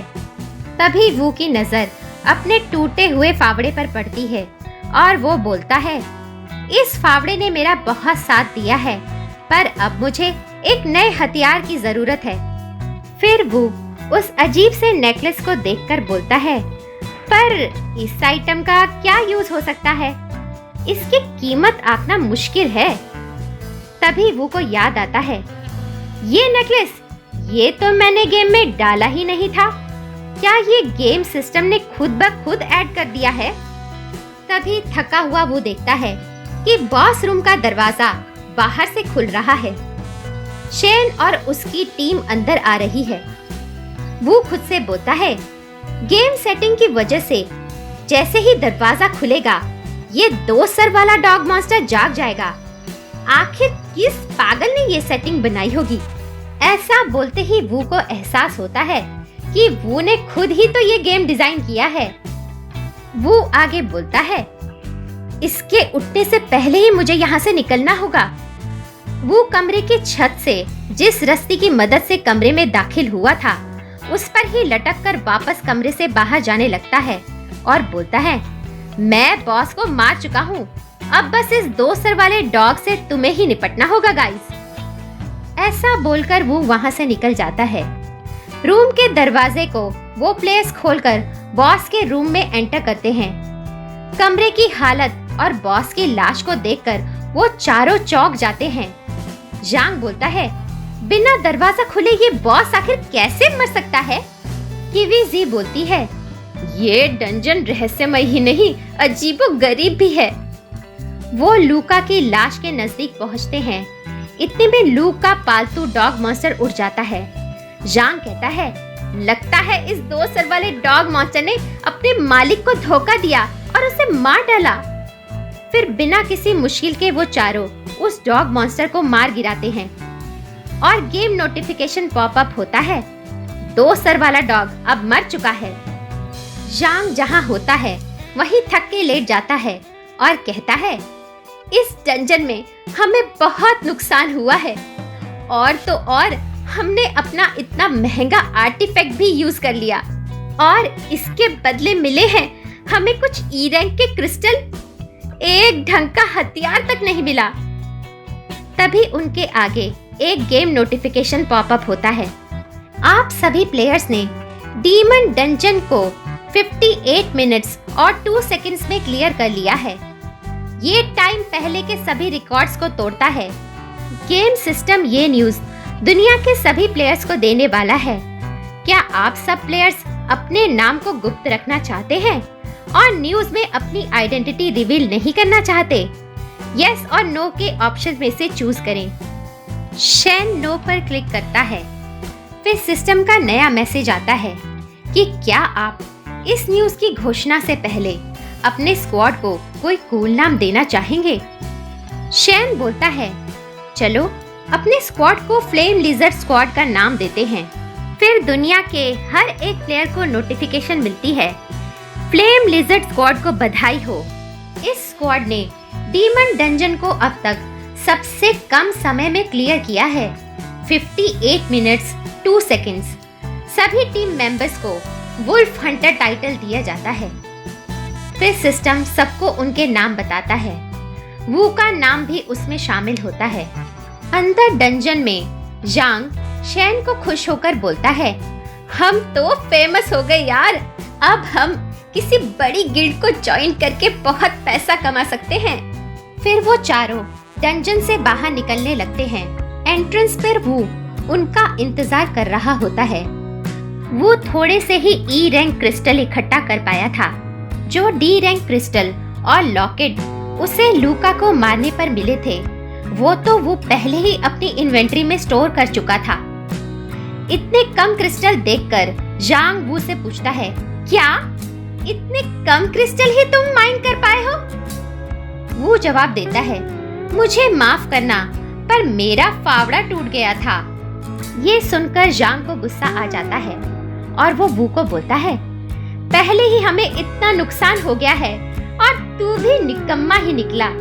इतने कम क्रिस्टल निकाले तूने, बिना कुछ किए ही तुझे वुल्फ हंटर का टाइटल भी मिल गया। अब इन क्रिस्टल में से तुझे कुछ नहीं मिलेगा। चलो अब निकलो यहाँ से, डंजन रीसेट होने ही वाला है। वो उसकी बातों पर ध्यान नहीं देता और जाने ही लगता है। तभी उसे विज़र्ड गर्ल रोकती है और उसे एक क्रिस्टल देते हुए कहती है, सॉरी, मैं तुम्हें इतना ही दे सकती हूँ। उसकी काइंडनेस देखकर वो कुछ ज्यादा ही खुश हो जाता है और उसे बोलता है, तुम्हारा बहुत बहुत शुक्रिया। तुम्हारा नाम क्या है? क्या तुम मुझसे अपना फोन नंबर एक्सचेंज करना चाहोगी? कीवी जी को वो की बात बहुत अजीब लगती है और वो जवाब देती है, मेरा नाम कीवी जी है और मेरा फोन नंबर है। ये बोलते ही वो रुक जाती है और बात पलटकर बोलती है, लगता है डंजन का दरवाजा बंद होने ही वाला है, हमको जल्दी से यहाँ से निकलना चाहिए। वो बोलता है, ओके। फिर वो सब डंजन से बाहर निकलने का रास्ता पकड़ लेते हैं। डंजन के बाहर बहुत सारे लोगों की भीड़ लगी होती है। सभी लोग फ्लेम लिजर्ड स्क्वाड का इंतजार कर रहे होते हैं। वो आपस में बात कर रहे होते हैं, इतने कम समय में इन्होंने डीमन डंजन को क्लियर कैसे कर दिया? भीड़ में खड़ी एक लड़की कहती है, प्रीवियस रिकॉर्ड होल्डर ने 2 घंटे लिए थे इस डंजन को क्लियर करने में। एक बोलता है, क्या बात है, वो लोग अभी तक बाहर क्यों नहीं आए? वो लोग शायद गेम से मिली ड्रॉप्स लूट रहे होंगे। तभी डंजन का दरवाजा खुलता है और प्लेयर्स बाहर आते हैं। भीड़ में लोग चिल्लाने लगते हैं। एक उनसे बोलता है, क्या तुम हमारी ग्रीन ट्री गिल्ड को ज्वाइन करना चाहोगे? दूसरा बोलता है, क्या तुम डंजन को जल्दी क्लियर करने का सीक्रेट हमें बेचना चाहोगे? तीसरा कहता है, तुम्हें जो ड्रॉप्स में आइटम मिले हैं, क्या तुम उन्हें बेचना चाहते हो? हम अच्छी कीमत देंगे तुम्हें। वो भीड़ में से बचकर बाहर निकलते हुए बोलता है, मुझे भीड़ भाड़ वाली जगह पसंद नहीं है और ना ही लोगों से घिरे रहना पसंद है। मैं तो चला यहाँ से। फिर एक जगह एकांत में पहुंचकर वो बोलता है, मैंने जॉब चेंज क्वेस्ट को कंप्लीट कर लिया है।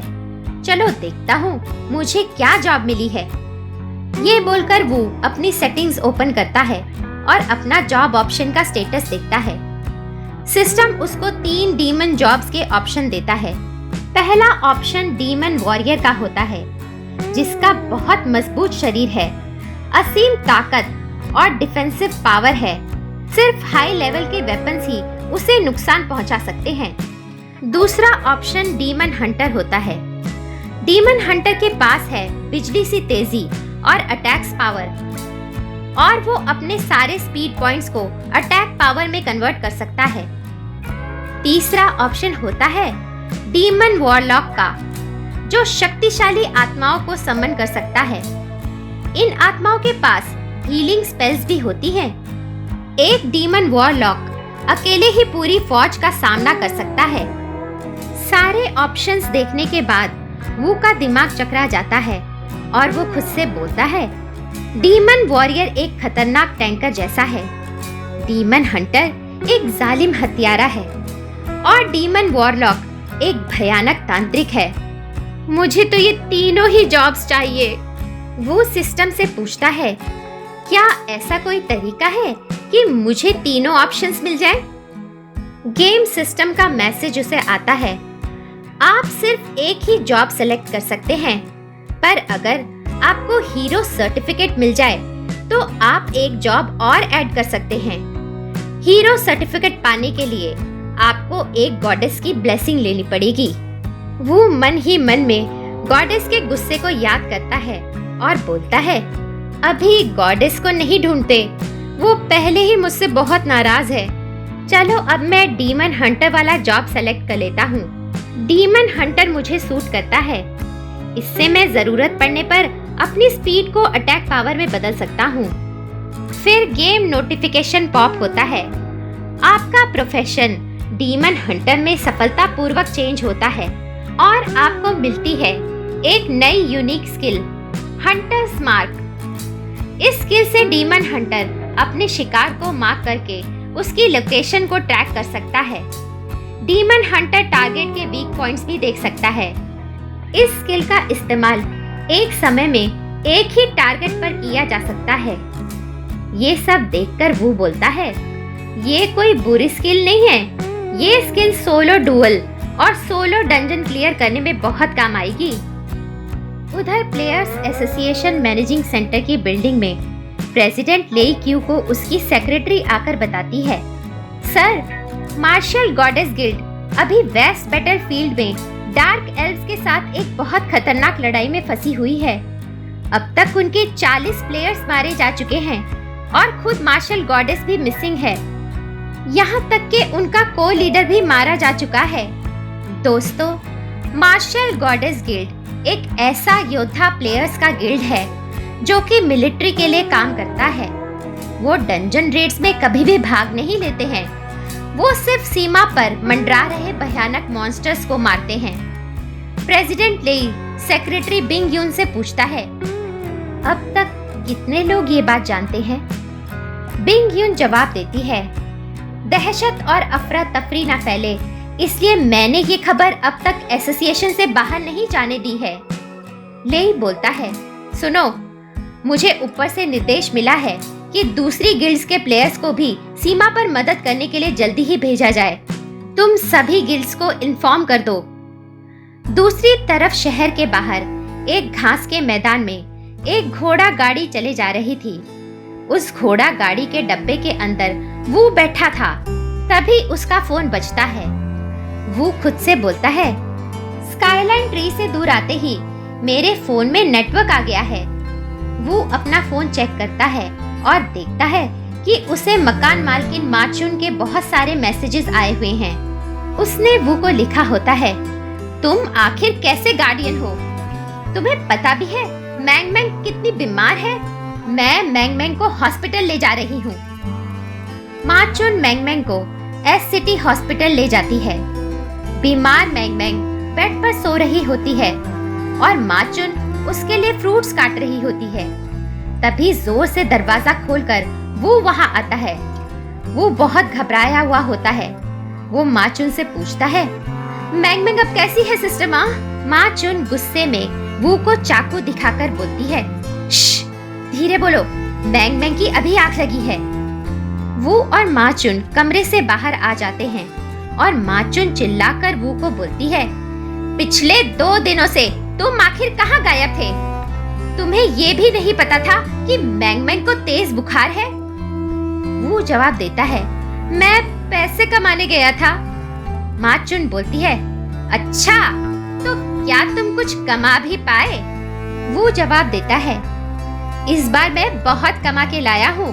अब मैं अपना सारा rent, medical fees, water leakage और वो जो टीवी मैंग मैंग ने खराब कर दिया था ना, सबके पैसे भर सकता हूँ। माचुन हैरान होकर बोलती है, इतने सालों से मैं तुम्हारी लैंडलॉर्ड हूँ, पर मैंने तुम्हें आज तक पैसे गवाते ही देखा है, पैसे कमाते नहीं। वो अपनी इन्वेंट्री से दो परफेक्ट ब्लू क्रिस्टल निकालता है और माचुन को दिखाकर कहता है, ये लो, इन क्रिस्टल को बेच दो, इससे मिले पैसों से ये सब हो जाएगा। हैरान होकर माचुन बोलती है, तुम क्या डंजन में गए थे? वो जवाब देता है, हाँ, मैं एक माइनर बनना चाहता हूँ। तभी एक नर्स आती है और उन दोनों से पूछती है, आप दोनों में से इस बच्चे का फैमिली मेंबर कौन है? डॉक्टर जाऊ आपको कुछ बताना चाहते हैं। वो और माचुन दोनों एक साथ बोल पड़ते हैं, मैं हूँ। फिर वो माचुन को बोलता है, प्लीज मुझे डॉक्टर से मिलना ही होगा। डॉक्टर के पास जाकर वो बोलता है, हेलो डॉक्टर, मैं हूँ मैंग मैंग का पिता। डॉक्टर हैरान होकर बोलता है, तुम तो एक बहुत जवान पिता हो। फिर डॉक्टर गहरी सांस लेकर बोलता है, अपने आप को बुरी खबर के लिए तैयार कर लो। डॉक्टर वू को मैंग मैंग की टेस्ट रिपोर्ट दिखाता है, जिसमें लिखा होता है कि मैंग मैंग के शरीर में मैजिक एलिमेंट्स की मात्रा बहुत ज्यादा हो गई है, जिसकी वजह से मैंग मैंग को एलिमेंट सिंड्रोम नाम की बीमारी हो गई है। वो दुखी और परेशान होकर बुदबुदाता है, एलिमेंट सिंड्रोम? दोस्तों, अगर एक इंसान के लिए कैंसर सबसे खतरनाक बीमारी है, तो एलिमेंट सिंड्रोम एक भयानक सजा है। गेम के दुनिया में लॉन्च होने के बाद वातावरण में सिर्फ ऑक्सीजन या कार्बन डाइऑक्साइड ही नहीं, पर एक नया एलिमेंट मैजिक डस्ट भी भारी मात्रा में घुल गया है। ज्यादातर लोगों पर इस एलिमेंट का कोई खास असर नहीं होता, पर कुछ लोगों के लिए ये जानलेवा होता है। ये मैजिक डस्ट एलिमेंट हवा से शरीर में प्रवेश करता है और शरीर के अंदर इकट्ठा होने लगता है, जिसकी वजह से ऐसे लोगों के शरीर पर बहुत बुरा असर पड़ता है। लगातार तेज बुखार, नींद न आना या बहुत ज्यादा नींद आना, खाने से बहुत नफरत होना और बहुत कोशिश करने पर भी खाना ना खा पाना, यहाँ तक कि शरीर पर काले धब्बे भी पड़ जाते हैं। ये सब एलिमेंट सिंड्रोम के मरीज को झेलना ही पड़ता है। डॉक्टर वू को बोलता है, इस बीमारी का अभी तक कोई इलाज नहीं पता चल पाया है। दवाइयों की मदद से इसका असर थोड़ा कम किया जा सकता है। तुम्हारी बेटी के शरीर में किसी आम मरीज से 10 गुना ज्यादा मैजिक डस्ट पाई गई है। इतनी अधिक मात्रा में मैजिक डस्ट अब तक हमारे किसी भी मरीज के शरीर में नहीं मिले हैं। इस कारण दवाइयों का आपकी बेटी पर शायद ही कोई असर हो। डॉक्टर की बात सुनकर दुखी वो मैंग मैंग की रिपोर्ट्स को आंसू भरी आंखों से देखता है और लाचार सा महसूस करता है। डॉक्टर आगे बोलता है, ये एक चमत्कार ही है कि आपकी बेटी अभी तक जिंदा है। वो डॉक्टर के कमरे के बाहर लगे बेंच पर बैठ जाता है और दुखी होकर खुद से बोलता है, मुझे इतनी आसानी से हार नहीं माननी चाहिए। मेरे पास अभी भी मैंग मैंग को बचाने का एक रास्ता है। मुझे अब बरियल ग्राउंड में रेड करनी पड़ेगी। पूरे गेम में एक वही रेड है जिसे क्लियर करने पर लासो के आंसू मिल सकते हैं। लासो के आंसू गेम में वो आइटम है जिसको पीने से कोई भी रोग या बीमारी खत्म हो जाती है।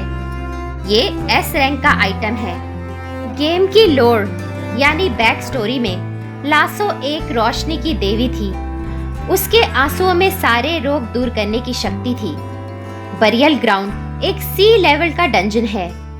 लेवल 10 के ऊपर के प्लेयर ही इसमें एंटर कर सकते हैं और केवल एक ही प्लेयर डंजन में जा सकता है। ये एक सोलो रेड है। प्लेयर अपनी टीम नहीं ले जा सकता है। वो सोचता है, एक नॉर्मल प्लेयर के लिए ये रेड क्लियर करना नामुमकिन है, पर मैं अब नॉर्मल नहीं रहा हूँ। अब मैं वो वीक प्लेयर नहीं रहा जो सिर्फ बनी रैबिट्स को हरा सकता है। वो फिर मैंग मैंग के कमरे में लौट आता है। माचुन वू से पूछती है, क्या कहा डॉक्टर ने? मैंग मैंग कब तक ठीक हो जाएगी? वो माचुन को झूठ बोल देता है। वो कहता है, डॉक्टर ने कहा है कि ये एक साधारण सा बुखार है और मैंग मैंग जल्दी ही ठीक हो जाएगी, पर इलाज का खर्चा ज्यादा है और परफेक्ट क्रिस्टल बेचकर भी पूरा नहीं होगा। मुझे और पैसा कमाना पड़ेगा। माचुन वू से बोलती है, अगर पैसा कम पड़ रहा है तो मेरे रेंट का पैसा भी तुम यहीं पर जमा करा दो। जब मैंग मैंग ठीक हो जाएगी तो तुम मुझे पैसा लौटा देना। वो खुशी से माचुन के पैरों पर गिर जाता है और बोलता है, सिस्टर माँ, तुम कितनी अच्छी हो। सिस्टर माँ जवाब देती है, अगर मैंग मैंग का ख्याल नहीं होता ना तो मैं तुम्हें कब का लात मारकर भगा चुकी होती। चलो चलो, अब मुझसे दूर हटो। तुम्हारी बॉडी और कपड़ों पर कितनी गंदगी लगी हुई है। मुझसे मत चिपको। तुम जाओ घर और जाके नहा लो। आज रात मैंग मैंग का ख्याल मैं रखती हूँ। वो बोलता है, अरे ये तो बस धूल मिट्टी है। ये मेरे ऊपर तब लग गई जब मैं डीमन वुल्फ डंजन में खुदाई कर रहा था और मैंने बॉस के साथ लड़ाई लड़ी थी। माचुन गुस्से से वू को घूर कर बोलती है, तुम अब बातें बनाना ना बंद करो और जाके खुद को साफ करो। जाओ यहाँ से। वो डर जाता है और बोलता है, हाँ हाँ सिस्टर माँ, मैं तुरंत घर जाकर नहा लेता हूँ। वो घर पहुंचकर नहाने लगता है और नहाते नहाते सोचता है, जब से मैं डीमन रेस का प्लेयर बना हूँ मेरे शरीर में बहुत बदलाव आ गए हैं। अब मेरी बॉडी पहले से ज्यादा स्ट्रॉन्ग और मसल भी बहुत ज्यादा मजबूत हो गए हैं।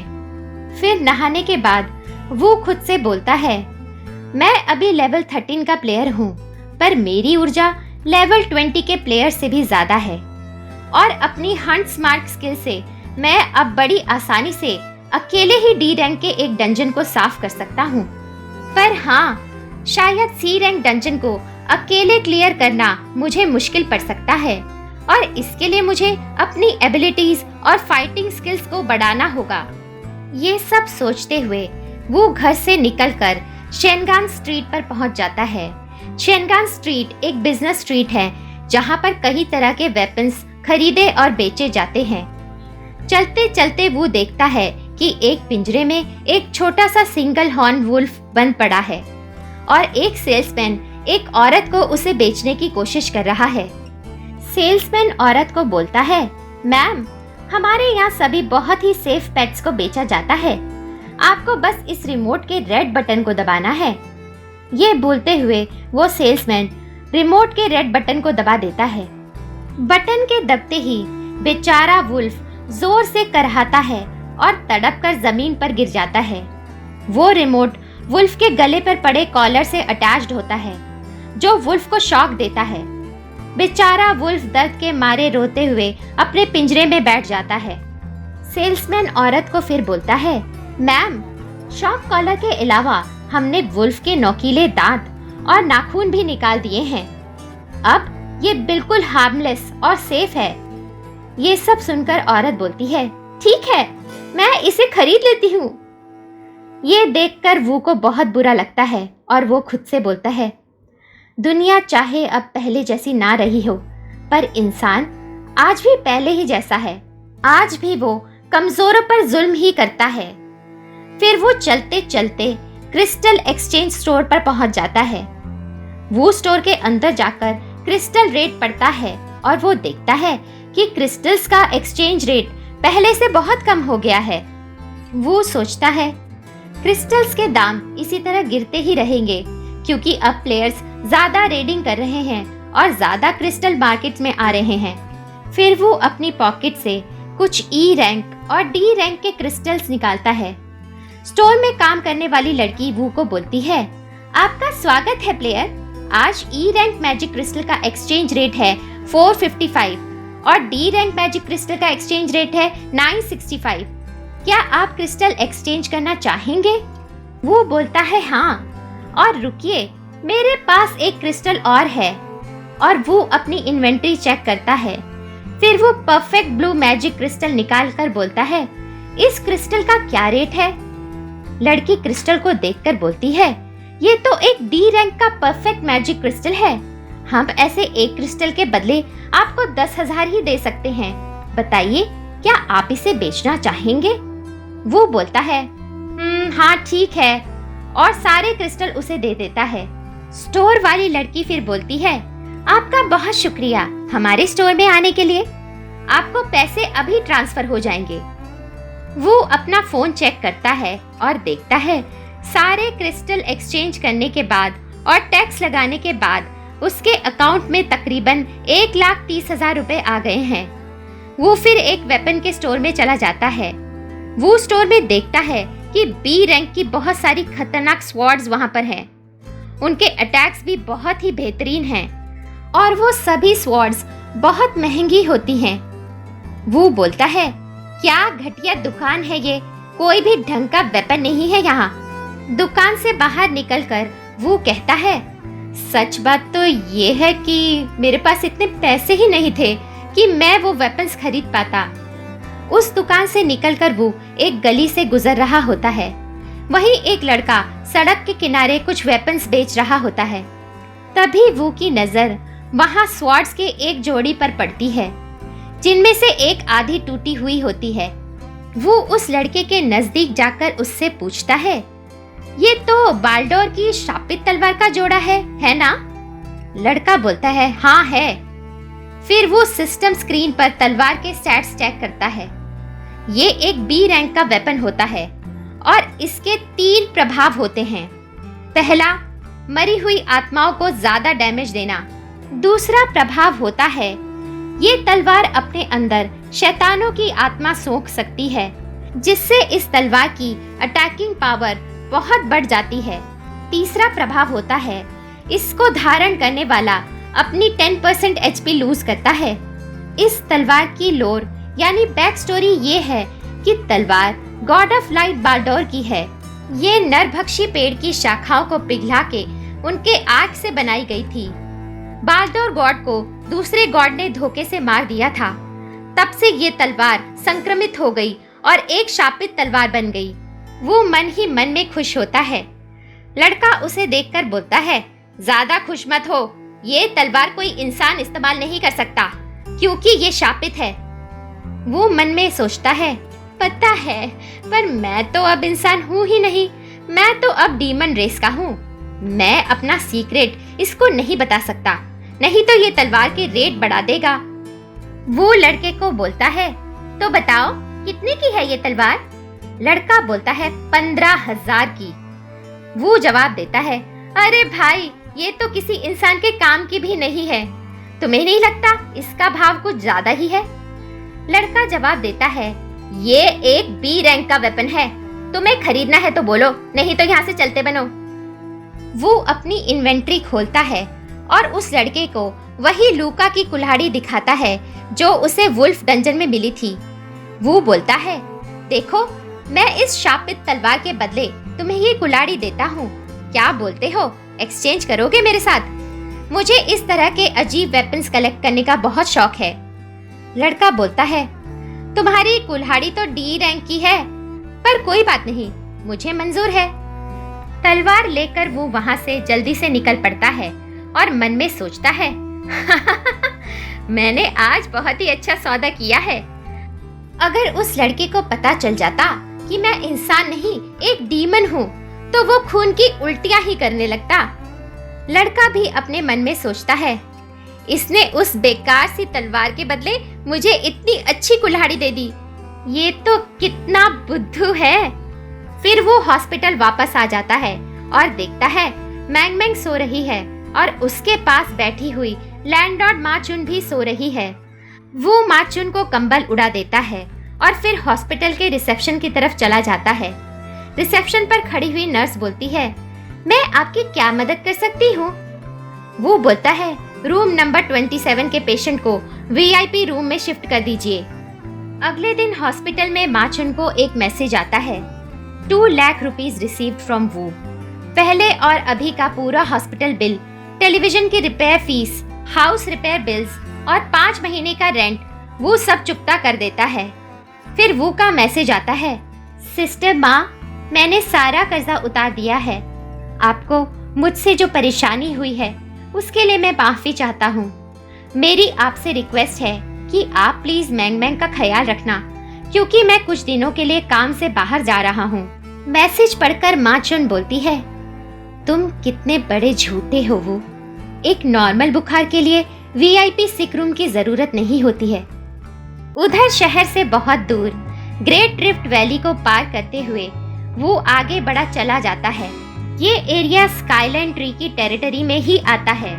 इसलिए यहाँ पर कोई मोटर गाड़ी से नहीं आ सकता। सबको 30 किलोमीटर के तकरीबन पैदल चलना ही होगा। वो चलते चलते खुद से बोलता है, शुक्र है डीमन रेस का होने के कारण मैं काफी ताकतवर हो गया हूँ। अब 30 किलोमीटर पैदल चलना तो मेरे लिए बच्चों का खेल है। वो मैप निकाल कर देखता है और सोचता है, मैप के हिसाब से डैरन विलेज पास ही है। जहाँ तक मुझे याद है, मेरे गेम डिजाइन के अनुसार बरियल ग्राउंड डंजन कोहरे वाले घने जंगल में कहीं छुपा हुआ है।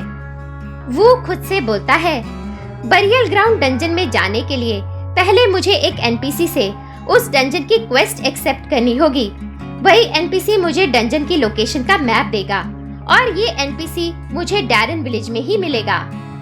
डैरन विलेज में बहुत सारे हाई रैंक प्लेयर्स की भीड़ लगी रहती है, क्योंकि यहाँ बड़े मिशन में काम आने वाला जरूरी सामान आसानी से मिल जाता है। डैरन विलेज पहुंचकर वो देखता है कि मिशन देने वाला एनपीसी, जो कि एक शराबी है, उसके घर के बाहर बहुत सारे प्लेयर्स खड़े हैं। शराबी उन सबको चिल्ला चिल्ला कर बोल रहा होता है, अगर तुम सबको मिशन और सप्लाईज चाहिए तो तुमको मुझे किसी खूबसूरत लड़की से मिलवाना ही होगा। सभी प्लेयर्स उसकी फालतू की डिमांड से नाराज होते हैं। एक प्लेयर तो गुस्से में आकर उसको मारने के लिए तैयार हो जाता है, पर उसके साथी उसे रोक देते हैं। वो उसे समझाते हैं कि एनपीसी को अगर तुमने मारा तो प्लेयर्स एसोसिएशन तुम्हें ब्लैकलिस्ट कर देगी। जब वो उस शराबी एनपीसी के घर में घुसता है, सभी प्लेयर्स उसको बताते हैं, ये मिशन प्रोवाइडर एनपीसी एक निकम्मा और धोखेबाज आदमी है। ये शराब पीकर फालतू की डिमांड्स करता रहता है। वो को भी वो एनपीसी बोलता है, अगर तुमको मिशन और सप्लाईज चाहिए तो तुम्हें मुझे एक खूबसूरत लड़की से मिलवाना ही होगा। वो को एक प्लेयर बोलता है, दोस्त इस धोखेबाज की बातों में मत पड़ो, तुमको भी ये लूट लेगा। पर वो अपनी इन्वेंट्री खोलता है और उसमें से एक मैगजीन निकालता है जिसमें लड़कियों की तस्वीर होती है और एनपीसी को दिखाता है। मैगजीन देखकर एनपीसी बहुत खुश हो जाता है। वहाँ खड़े प्लेयर्स ये सब देखकर हैरान हो जाते हैं। वो उसको बोलता है, मेरे पास और भी बहुत सारी किताबें हैं, तुमको चाहिए तो और ले लो। एनपीसी वू से सारी किताबें ले लेता है और वू को बोलता है, मिशन पाने के लिए ये सब बहुत कम है। मैं बहुत प्यासा हूँ, अब मुझे एक अच्छी वाइन ला कर दो। वो पूरी तैयारी के साथ आया था। अपनी इन्वेंट्री से निकालकर वो उसे एक बढ़िया शराब दे देता है। सभी प्लेयर्स ये देखकर आपस में बोलते हैं, अरे ये प्लेयर मिशन पाने के लिए इतनी महंगी शराब देने को भी तैयार हो गया। शराब पीने के बाद एनपीसी वू को बोलता है, तुम मुझे एक ईमानदार इंसान लगते हो। चलो अब मेरी पड़ोसन जूलियट के लिए मेरी तरफ से एक अच्छा सा प्रेम पत्र लिखो और उसे देकर आओ, तब मैं तुमको मिशन देने की सोचूंगा।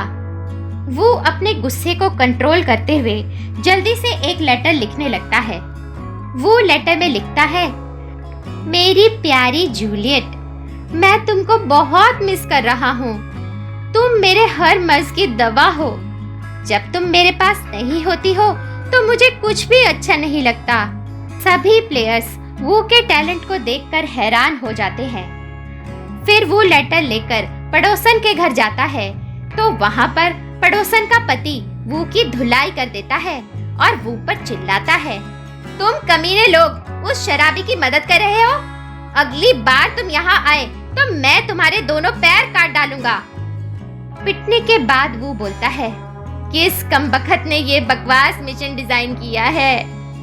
वो वापस शराबी एनपीसी के पास पहुंचता है तो वो से बोलता है, तुम्हारी ईमानदारी से मैं बहुत खुश हूँ और तुमको एक मिशन देता हूँ। वो को हिस्टोरिकल रैंक मिशन देता है जिसका ऑब्जेक्टिव होता है बुढ़े शराबी कालिन के बेटे के अवशेष को प्राप्त करना। मिशन की डिटेल्स में लिखा होता है कि शराबी कालिन का जवान बेटा शान डे एक एडवेंचर पर निकला था, पर वो कभी लौटकर वापस आया ही नहीं। सुना है उसका बेटा बरियल ग्राउंड्स में मर गया। शराबी तुमसे चाहता है कि तुम उसके बेटे के अवशेष उसे वापस लाकर दो। मिशन पर केवल एक ही प्लेयर जा सकता है। वो मिशन एक्सेप्ट कर लेता है। फिर एनपीसी वू को एक मैप देकर बोलता है, ये लो, ये मैप तुमको बरियल ग्राउंड्स तक पहुंचाएगा, और ये लो एक घंटी, बरियल ग्राउंड्स में मुसीबत के समय ये घंटी तुम्हारे बहुत काम आएगी। वो मैप को देखता है और घंटी के बारे में स्क्रीन पर पढ़ता है। इक्विपमेंट का नाम है मौत की घंटी। इक्विपमेंट बी रैंक का है और इसका इफेक्ट है शैतानी मुर्दों को तितर बितर करना। शराबी कालिन ने इस बेल को क्राफ्ट किया है ताकि वो अपने बेटे के अवशेष वापस घर ला सके। इसके इस्तेमाल से ज़ॉम्बीज और डेथ स्पिरिट्स को बहुत डैमेज होगा और ये 10 सेकंड्स तक हर तरफ खामोशी भी कर देगी। फिर मिशन लेकर वो जब बाहर आता है तो सभी प्लेयर्स उसे घेर लेते हैं। एक प्लेयर वो से पूछता है, इसने तुम्हें क्या मिशन और क्या इक्विपमेंट दिया है, जरा हमें भी बताओगे? एक और प्लेयर बोलता है, मैं एक 47 लेवल का तीरंदाज हूँ, मुझे अपने साथ मिशन में शामिल कर लो, हम कमाल कर देंगे। वो उन सबको बोलता है, सभी का बहुत बहुत शुक्रिया, पर ये मिशन एक सोलो मिशन है, इसे एक ही प्लेयर पूरा कर सकता है। अब तुम सब वापस अपने अपने काम पर जाओ। फिर वो वहां से निकल जाता है। वहीं उस एनपीसी की छत पर चोगा पहने हुए कुछ आदमी खड़े होते हैं। वो को जाते हुए देख रहे होते हैं। उनमें से एक बोलता है, इसके विलेज से बाहर निकलते ही इसे मारकर वो मैप और इक्विपमेंट हम उससे छीन लेंगे। वो तेजी से भागते हुए कोहरे वाले घने जंगल की तरफ जाने लगता है।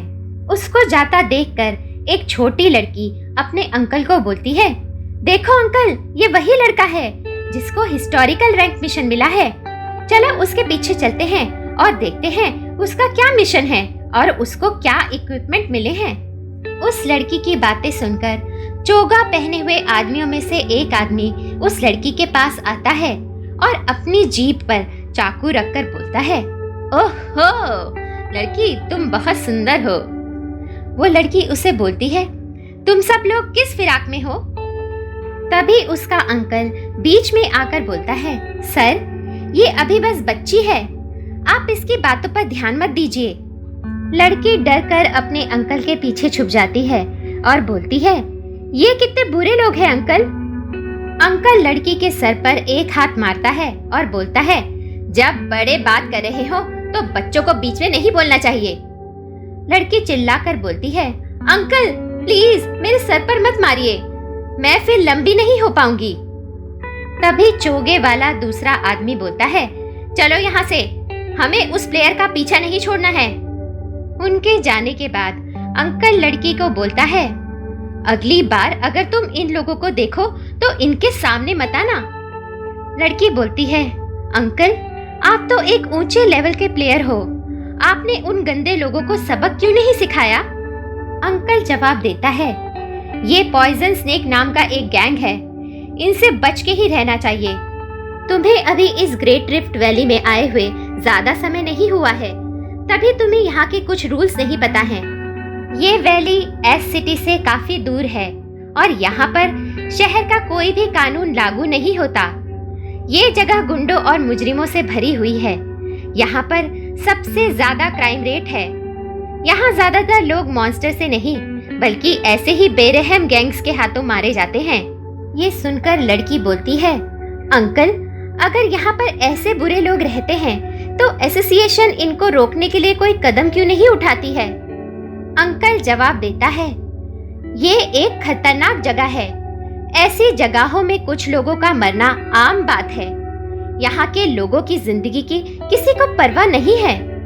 यहाँ पर सीसीटीवी कैमरा लगाना भी आसान नहीं है और अगर लगाए भी गए तो उन्हें चेक करना बहुत मुश्किल होगा। ऐसे शैतान और जालिम मुजरिमों से कोई भी भिड़ना नहीं चाहता है। इन जहरीले सांपों के शिकार का बच पाना नामुमकिन है। लड़की बोलती है, इसका मतलब जो लोग इनका शिकार बनते हैं उन्हें बचाया नहीं जा सकता। अंकल जवाब देता है, एक तरह से देखा जाए तो वो इसी के लायक है। जवान लोग बहुत भोले और मासूम होते हैं। वो अकेले ही खतरनाक मिशन पर निकल जाते हैं। उनको चाहिए कि वो एक मजबूत गिल्ड के साथ मिलकर मिशन को पूरा करे, ना कि अकेले ही। लालच में पड़कर अकेले ऐसे मिशन पर जाना तो बेवकूफी ही है। उधर वो कोहरे वाले जंगल में पहुंच जाता है। वो अभी जंगल के अंदर जाने के रास्ते पर खड़ा ही होता है कि उसे एक साया दिखाई देता है। वो को ये समझते देर नहीं लगती कि ये पॉइजन स्नेक गैंग का आदमी है।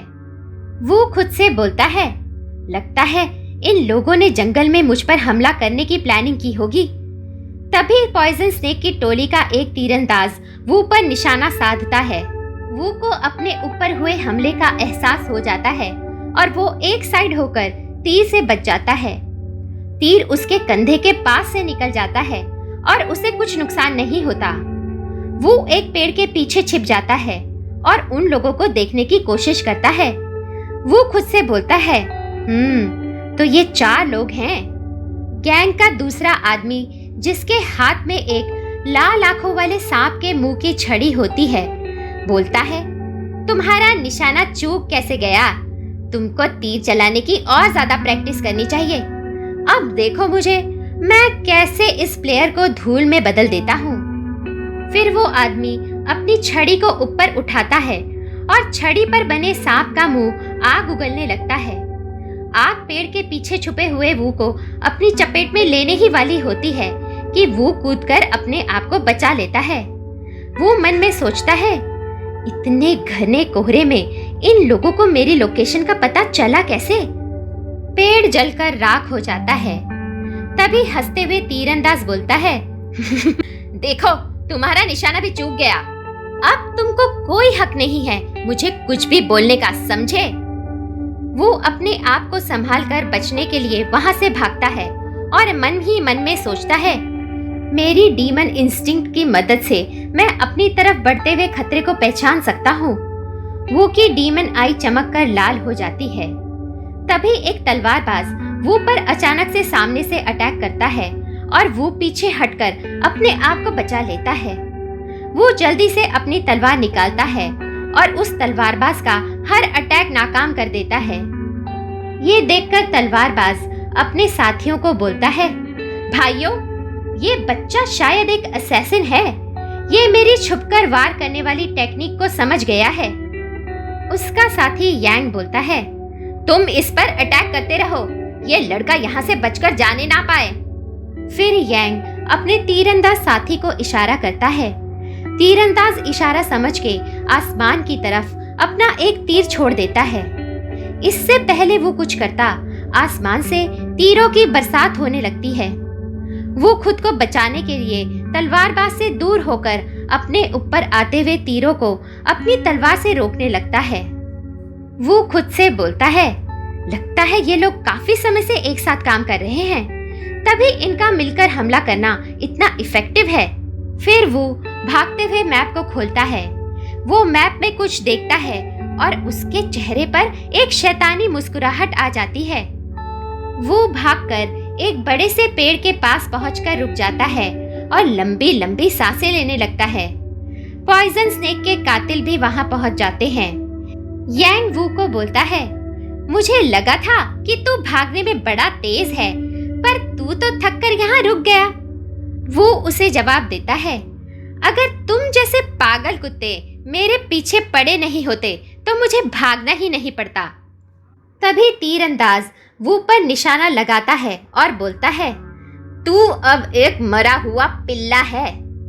ये बोलकर वो पर तीर छोड़ देता है। वो बड़े आराम से अपने आप को बचा लेता है। तीर उस बड़े पेड़ पर जाकर धंस जाता है और फिर तभी पेड़ हिलने डुलने लगता है।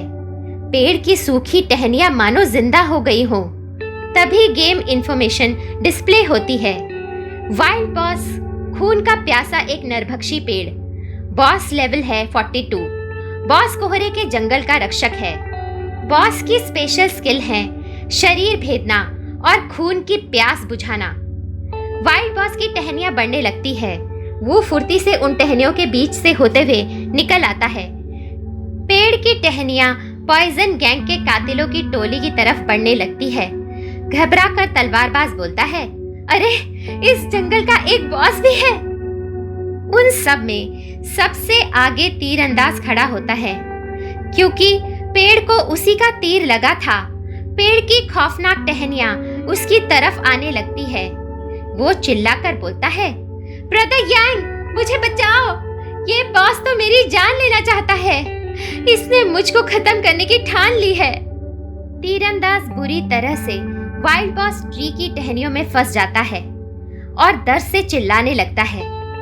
उसके दोनों साथी आपस में बोलते हैं, ये लेवल 42 का बॉस है, हम लोग इसका सामना नहीं कर पाएंगे, हम लोग इसके जाल में फंस गए हैं। तभी तीरंदाज जोर से चिल्लाता है, ब्रदर यांग, जल्दी मेरी मदद करो। सांप के मुंह वाली छड़ी वाला आदमी अपनी छड़ी से पेड़ की टहनियों पर फायर अटैक करता है और पेड़ की कुछ टहनियां जल जाती हैं। ऐसा होते ही बॉस ट्री को गुस्सा आ जाता है और वो तेजी से पेड़ की टहनियों से तीरंदाज को जकड़ लेता है। तीरंदाज दर्द और डर से चिल्लाकर बोलता है, क्यों? तुमने ऐसा क्यों किया? छड़ी वाला आदमी बोलता है, क्योंकि तुम्हारे मरने से बॉस ट्री का ध्यान हमारे ऊपर से हट जाएगा। वो फिर इस लड़के पर अटैक करेगा, क्योंकि यही लड़का उसके सबसे ज्यादा नजदीक है और हम लोग बच जाएंगे। देखते ही देखते तीरंदाज का पूरा शरीर सिकुड़ जाता है। बॉस ट्री उसके शरीर से सारा खून चूस लेता है। बॉस ट्री अपनी टहनियां तीरंदाज के शरीर के अंदर घुसाकर उसका खात्मा कर देता है। फिर तीनों कातिल वहां से भागने लगते हैं। वो उन्हें भागता देखकर अपने मन में सोचता है, मुझे पता था बुरा समय आने पर ये जहरीले सांप अपनी जान बचाने के लिए अपने साथी की कुर्बानी देने से पीछे नहीं हटेंगे। कितने नीच हैं ये लोग। तभी जमीन को चीरते हुए बॉस ट्री की जड़ें तलवारबाज की तरफ बढ़ने लगती हैं। ये नजारा देखकर तीनों कातिल सहम जाते हैं। खून चूसने वाली टहनियों और जड़ों को आता देख छड़ी वाला आदमी जोर से चिल्लाता है, ब्रदर यांग, हमें बचाने के लिए जल्दी से कोई रास्ता सोचो। तभी उसका एक पैर पेड़ की टहनियों के बीच में फंस जाता है और वो जमीन पर गिर जाता है।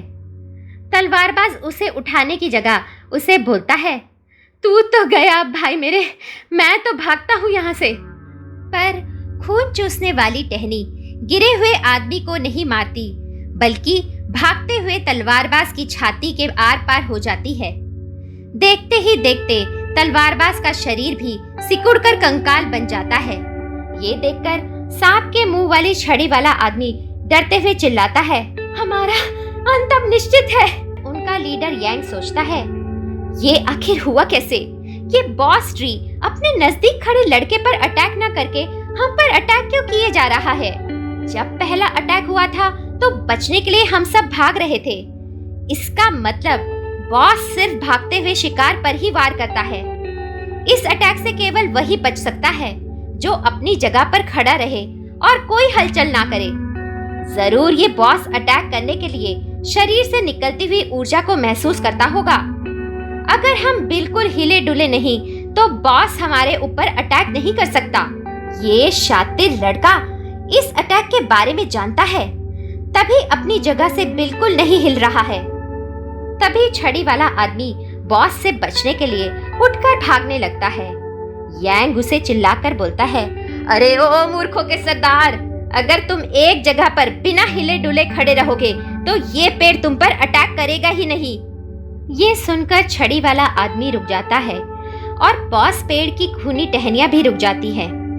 फिर यांग उसे बोलता है, जल्दी से इस लड़के पर फायर अटैक करके इसको इसकी जगह से हिलाने की कोशिश करो। छड़ी वाला आदमी जल्दी से अपनी छड़ी से आग का एक बड़ा गोला निकालता है और वू की तरफ फेंकता है।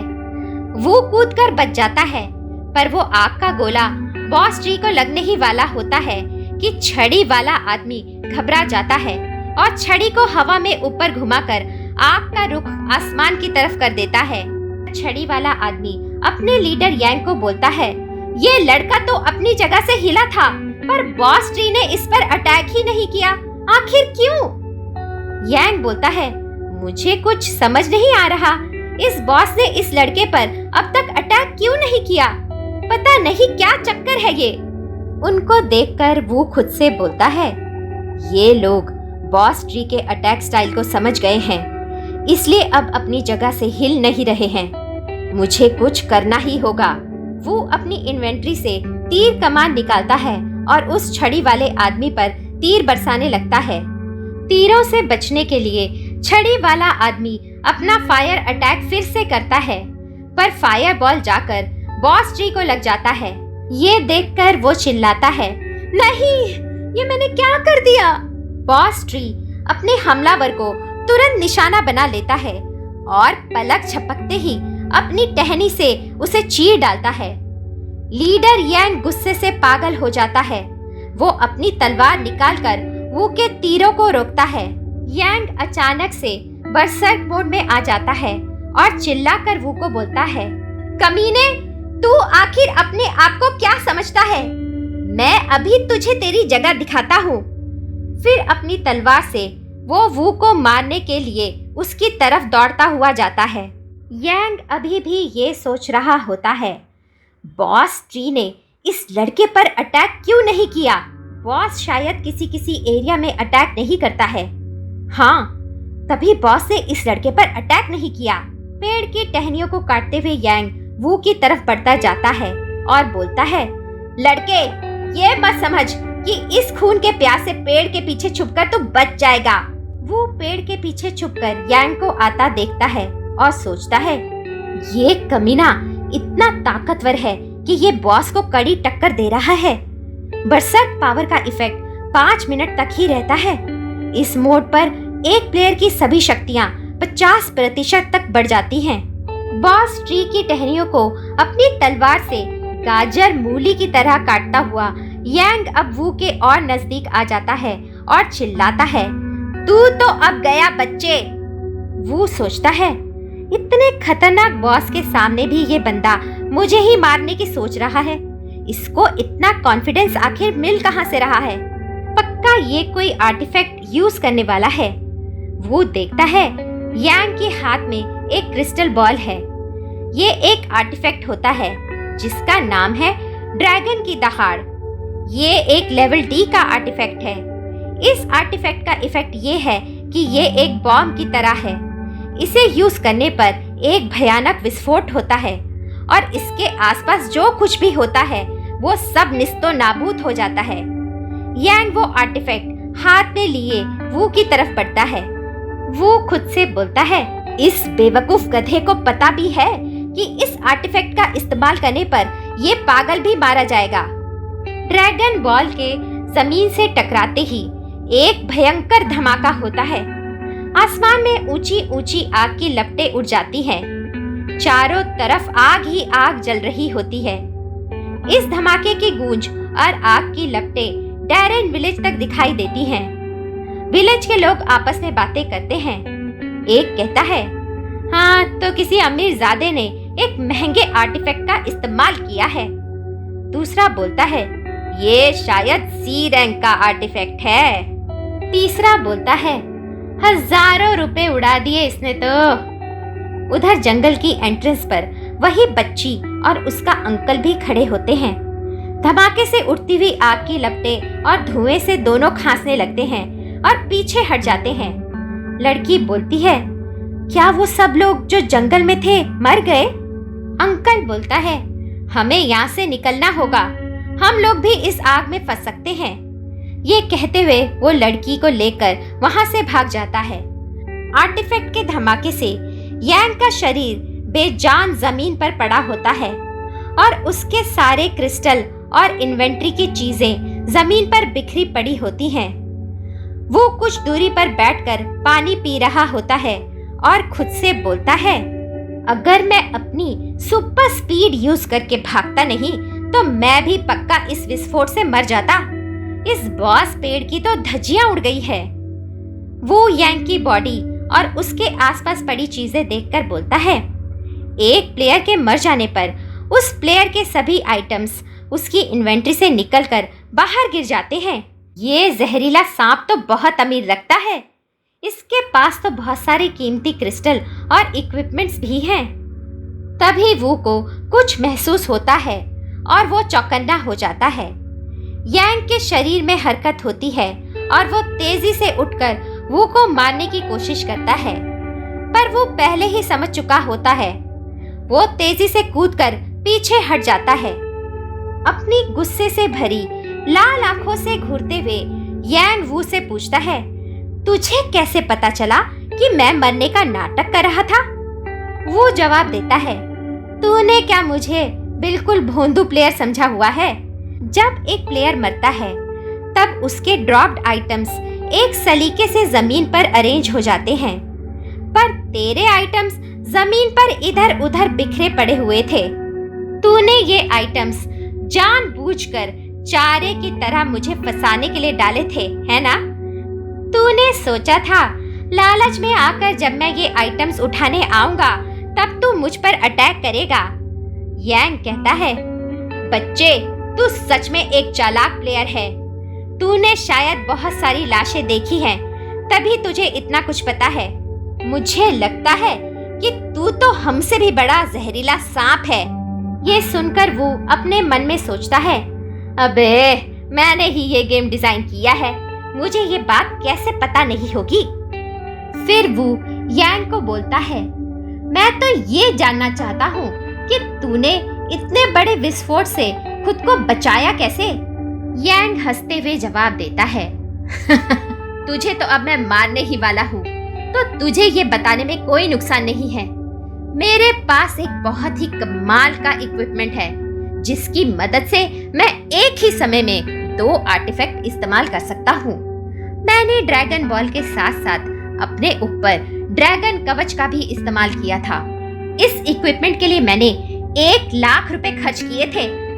मैं चाहता था कि मैं इस इक्विपमेंट को मार्शल गॉडेस पे यूज करूं, पर मुझे नहीं पता था कि मुझे तेरी वजह से इसे बेकार में ही इस्तेमाल करना पड़ेगा। यांग आगे बोलता है, अब तू मुझे बता, ये बॉस पेड़ तुझ पर अटैक क्यों नहीं कर रहा था? वो मुस्कुराकर जवाब देता है, बॉस ने मुझ पर अटैक इसलिए नहीं किया क्योंकि मैं भी बॉस की तरह डीमन रेस का ही हूँ।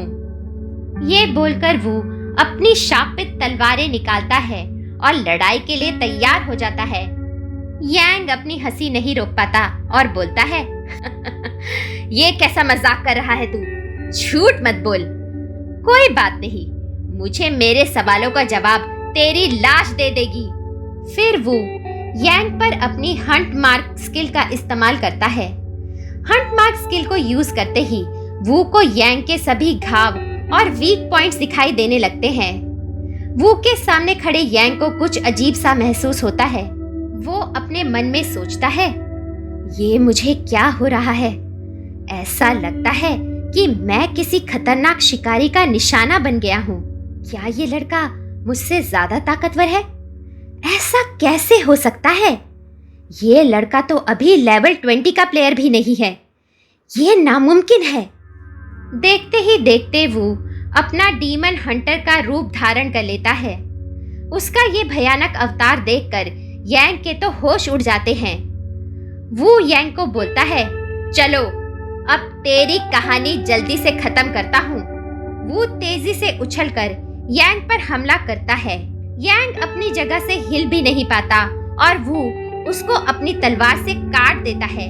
यांग दर्द से कराह उठता है और उसके मुंह से खून निकलने लगता है। अपनी बची हुई सांसों को बटोरकर यांग बोलता है, कौन हो तुम और क्या हो तुम? यांग अपने घुटनों पर गिर जाता है और खून की उल्टी करते हुए बोलता है, तुम और मार्शल गॉडेस एक जैसे हो, तुम इंसान नहीं हो। वो मुस्कुराते हुए बोलता है, मैंने तो तुम्हें बताया था कि मैं एक डीमन हूँ, पर तुमने माना ही नहीं। फिर यांग अपना दम तोड़ देता है। वो को नोटिफिकेशन आता है, एक बड़े लेवल के प्लेयर का खात्मा करने के आपको मिले हैं 1900 EXP। आपका लेवल अप होता है। आप अब एक 17 लेवल के प्लेयर हो। वो ये देखकर बोलता है, एक प्लेयर को मारने के मुझे इतने सारे EXP पॉइंट मिले हैं। मैंने पहले किसी प्लेयर से इस बारे में कुछ क्यों नहीं सुना था। हो सकता है मैं एक डीमन हूँ, तभी मुझे एक्स्ट्रा पॉइंट्स मिले हैं। क्या ऐसा हो सकता है कि डार्क एल्व्स भी प्लेयर को मारकर अपना लेवल अप कर सकते हैं? वो फिर चारों कातिलों की लाश के पास ड्रॉप्ड आइटम्स को चेक करता है और बोलता है, इनके पास तो बहुत सारे बढ़िया आइटम्स हैं, क्या बात है। उनके पास से वू को healing liquid, red magic crystal और ब्लू मैजिक क्रिस्टल मिलते हैं। तभी वू की नजर एक बड़ी तलवार पर पड़ती है जो यांग चला रहा था। तलवार का नाम होता है vibranium long sword. Weapon rank है बी। स्पेशल इफेक्ट है वाइब्रेशन। एक लंबी तलवार जो बनाई गई है वाइब्रेटिंग रॉक धातु से। इसका इस्तेमाल किए जाने पर वाइब्रेशन इफेक्ट इस तलवार के डैमेज को और ज्यादा बढ़ा देता है। इसका इस्तेमाल लेवल 35 के ऊपर के प्लेयर ही कर सकते हैं। वो देखता है कि एक और काम का इक्विपमेंट है, एक रिंग। इक्विपमेंट का नाम है वूटू की रिंग। रिंग का रैंक ए है। इसका स्पेशल इफेक्ट है कि एक प्लेयर एक समय में 2 आर्टिफैक्ट्स को यूज कर सकता है। रिंग के बारे में जानकर वो सोचता है, एक ए रैंक का इक्विपमेंट सिर्फ ए रैंक या उससे बड़ी रैंक की डंजन में ही ड्रॉप होता है। ए रैंक की डंजन को सिर्फ कुछ बड़ी गिल्ड ही क्लियर कर सकती है। यांग को ये रिंग कैसे मिल गई? फिर सब सामान अपनी इन्वेंट्री में स्टोर करके वो बरियल ग्राउंड डंजन की तरफ बढ़ जाता है। कुछ देर बाद ग्रीन गोट गिल्ड का फोर्स स्क्वाड जांच पड़ताल के लिए उस जगह पर पहुंच जाता है जहां वू की लड़ाई पॉइजन स्नेक गैंग से हुई थी। वहां पड़ी 4 लाशें देखकर गिल्ड का लीडर बोलता है, ये लोग जरूर वाइल्ड बॉस के अटैक का शिकार हुए हैं। यांग की लाश देखकर लीडर हैरान होता है और बोलता है, अरे ये यहाँ पर कैसे? गिल्ड का एक आदमी बोलता है, लीडर क्या आप इसे जानते हो? लीडर बोलता है, ये हमारे गिल्ड के लीडर का छोटा भाई यांग टिन है।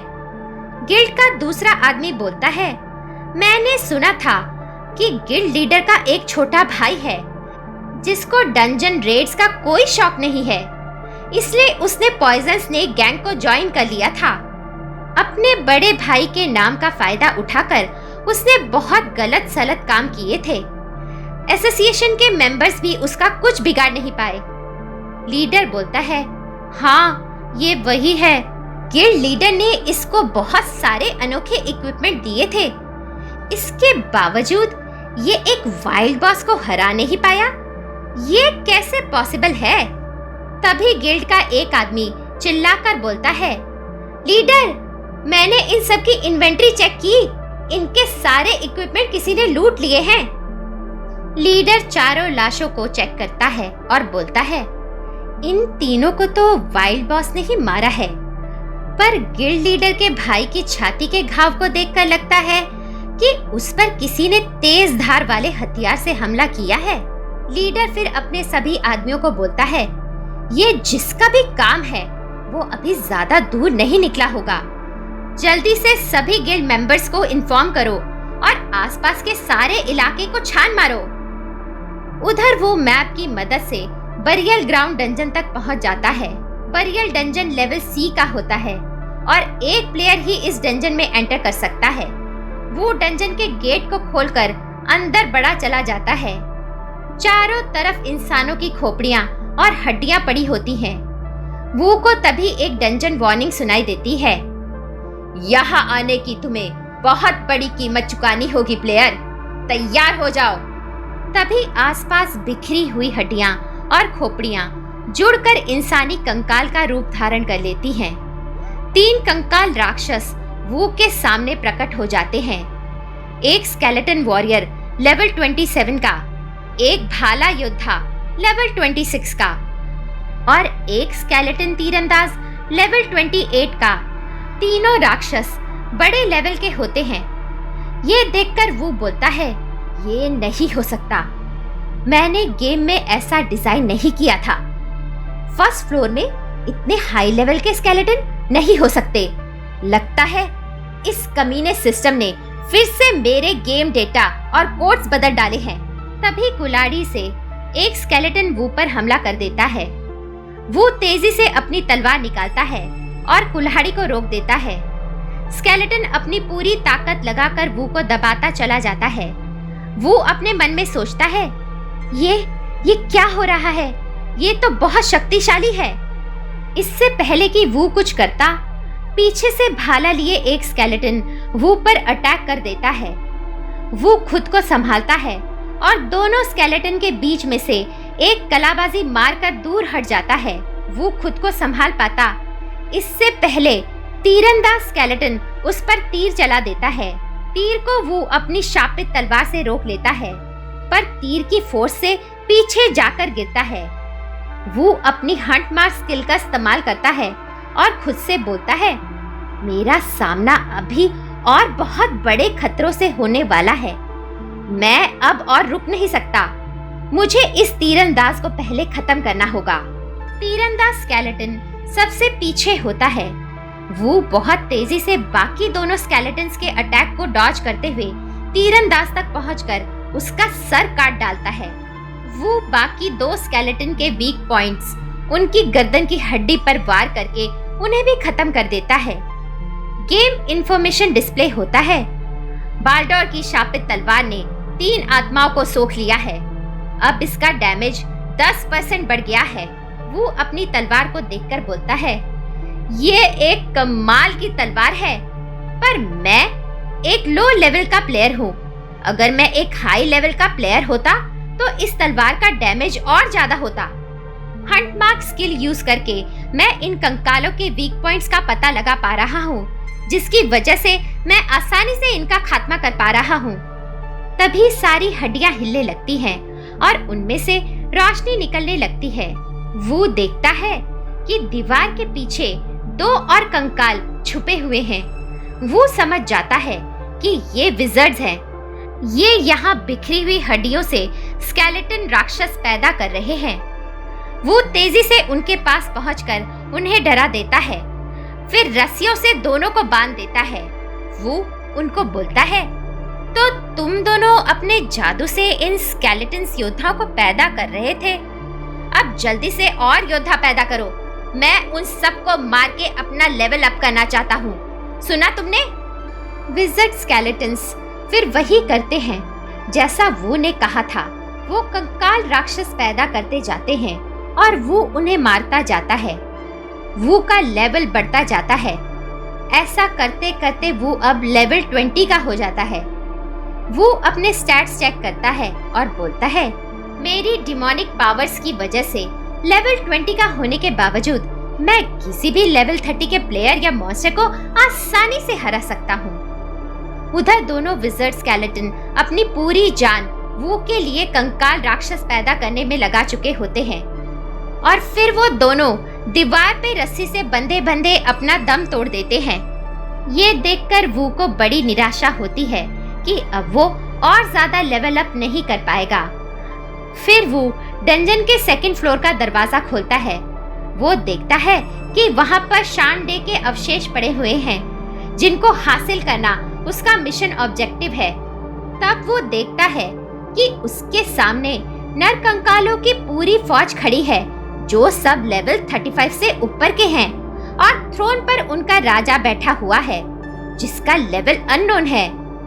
तभी उसके पीछे दरवाजा जोर से बंद हो जाता है और नर कंकालों की सेना वो पर टूट पड़ती है।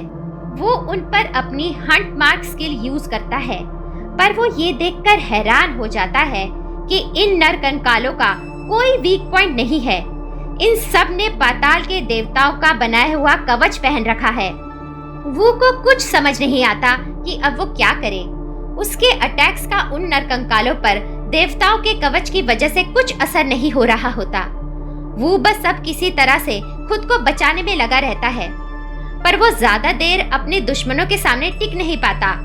लड़ते लड़ते उसकी बहुत बुरी हालत हो जाती है। वो अब जमीन पर गिर जाता है और उसका घायल शरीर अब थकान के कारण हिल भी नहीं पा रहा होता। वो खुद से बोलता है, लगता है मेरे दिल की धड़कन रुकने वाली है। मेरा आखिरी वक्त आ गया है। अपनी आखिरी सांसें लेते हुए उसे मैंग मैंग और मार्चुन का चेहरा दिखाई देने लगता है। वो फिर खुद से बोलता है, मुझे माफ करना, और फिर उसकी धड़कन रुक जाती है। तभी गेम इंफॉर्मेशन देता है। अब प्लेयर का डीमन हार्ट एक्टिवेट होता है और वो फिर से खड़ा हो जाता है। उसमें बहुत शक्ति भी आ जाती है। जो कंकाल राक्षस वू को मारने वाला था, वो उसे एक जोरदार मुक्का मारता है और वो दूसरे 2 नरकंकालों पर जाकर गिरता है। डीमन हार्ट का ये इफेक्ट होता है कि जब वो एक्टिवेट होता है तो प्लेयर की सारी शक्तियां 50% तक बढ़ जाती हैं और उसे डर लगना भी बंद हो जाता है। अब वो वाइब्रेनियम की तलवार जो उसे यांग से मिली थी उसे निकाल लेता है और एक एक करके उस तलवार से नरकंकालों की पूरी सेना का विनाश कर देता है। अब वू का एक ही दुश्मन बचा होता है, वो है स्केलेटन लॉर्ड, जो अपने सिंहासन से उठकर वू के सामने खड़ा हो जाता है। वू उसे देखकर सोचता है, ये किसी भी एंगल से सी रैंक डंजन का बॉस तो नहीं लगता है। ये गेम सिस्टम पता नहीं मुझसे क्या चाहता है। खैर, अब इसे भी देख लेता हूँ। पर इससे पहले कि वो कोई हरकत करता, स्केलेटन लॉर्ड गजब की तेजी से अपनी विशाल तलवार चलाता है। वो की तो सांसें ही रुक जाती है। वो अपने मन में सोचता है, लगता है मैं तो गया। पर स्केलेटन लॉर्ड की तलवार वो को ना मारते हुए उसके बिल्कुल नजदीक से होते हुए निकल जाती है। वो की जान में जान आती है और वो सोचता है, इसने मुझे मारा क्यों नहीं। स्केलेटन लॉर्ड वू से पूछता है, लड़के, तू कोई इंसान नहीं है ना? वो जवाब देता है, हाँ, गॉडेस के श्राप से अब मैं एक डीमन बन गया हूँ। स्केलेटन लॉर्ड बोलता है, फिर मैं तुझे नहीं मारूंगा क्योंकि मैं सिर्फ इंसानों को ही मारता हूँ। पर सुन, मुझे तुझ में से कुछ अजीब सी सेंसेशन आ रही है। तेरे पास कोई अनोखी चीज है जो मुझे आकर्षित कर रही है। वो अपनी इन्वेंट्री खोलकर स्केलेटन लॉर्ड को अपनी सारी चीजें दिखाता है, जिन्हें देखकर स्केलेटन लॉर्ड बोलता है, नहीं, वो चीज तेरे शरीर से जुड़ी है। ये सुनकर वो वही नेकलेस अपने गले से निकालता है जो उसे लूका को मारने के बाद मिला था। नेकलेस को देखकर स्केलेटन लॉर्ड एकदम चौंक जाता है और वो फिर रोते हुए बोलता है, मैंने इसे कितना ढूंढा था, अब जाके ये मुझे मिला है, पर अफसोस अब ये मेरे किसी काम का नहीं। तभी गेम नोटिफिकेशन वू को बताता है कि ये नेकलेस एक पवित्र चाबी है एल्फ ट्राइब्स की, जो विशाल स्काईलाइन ट्री में रहते हैं। इस चाबी की मदद से एल्व्स स्काईलाइन ट्री को काबू में करते हैं। ये की स्काईलाइन ट्री के चारों तरफ एक अल्टीमेट कवच बना सकती है और स्काईलाइन ट्री पर फल और फूल भी उगा सकती है। स्काईलाइन ट्री के फल जमीन से टकराने पर एक बड़ा धमाका करने की क्षमता रखते हैं। फिर स्केलेटन लॉर्ड वू को बताता है, मैं हूँ ओसाट, एक एल्फ प्रिंस।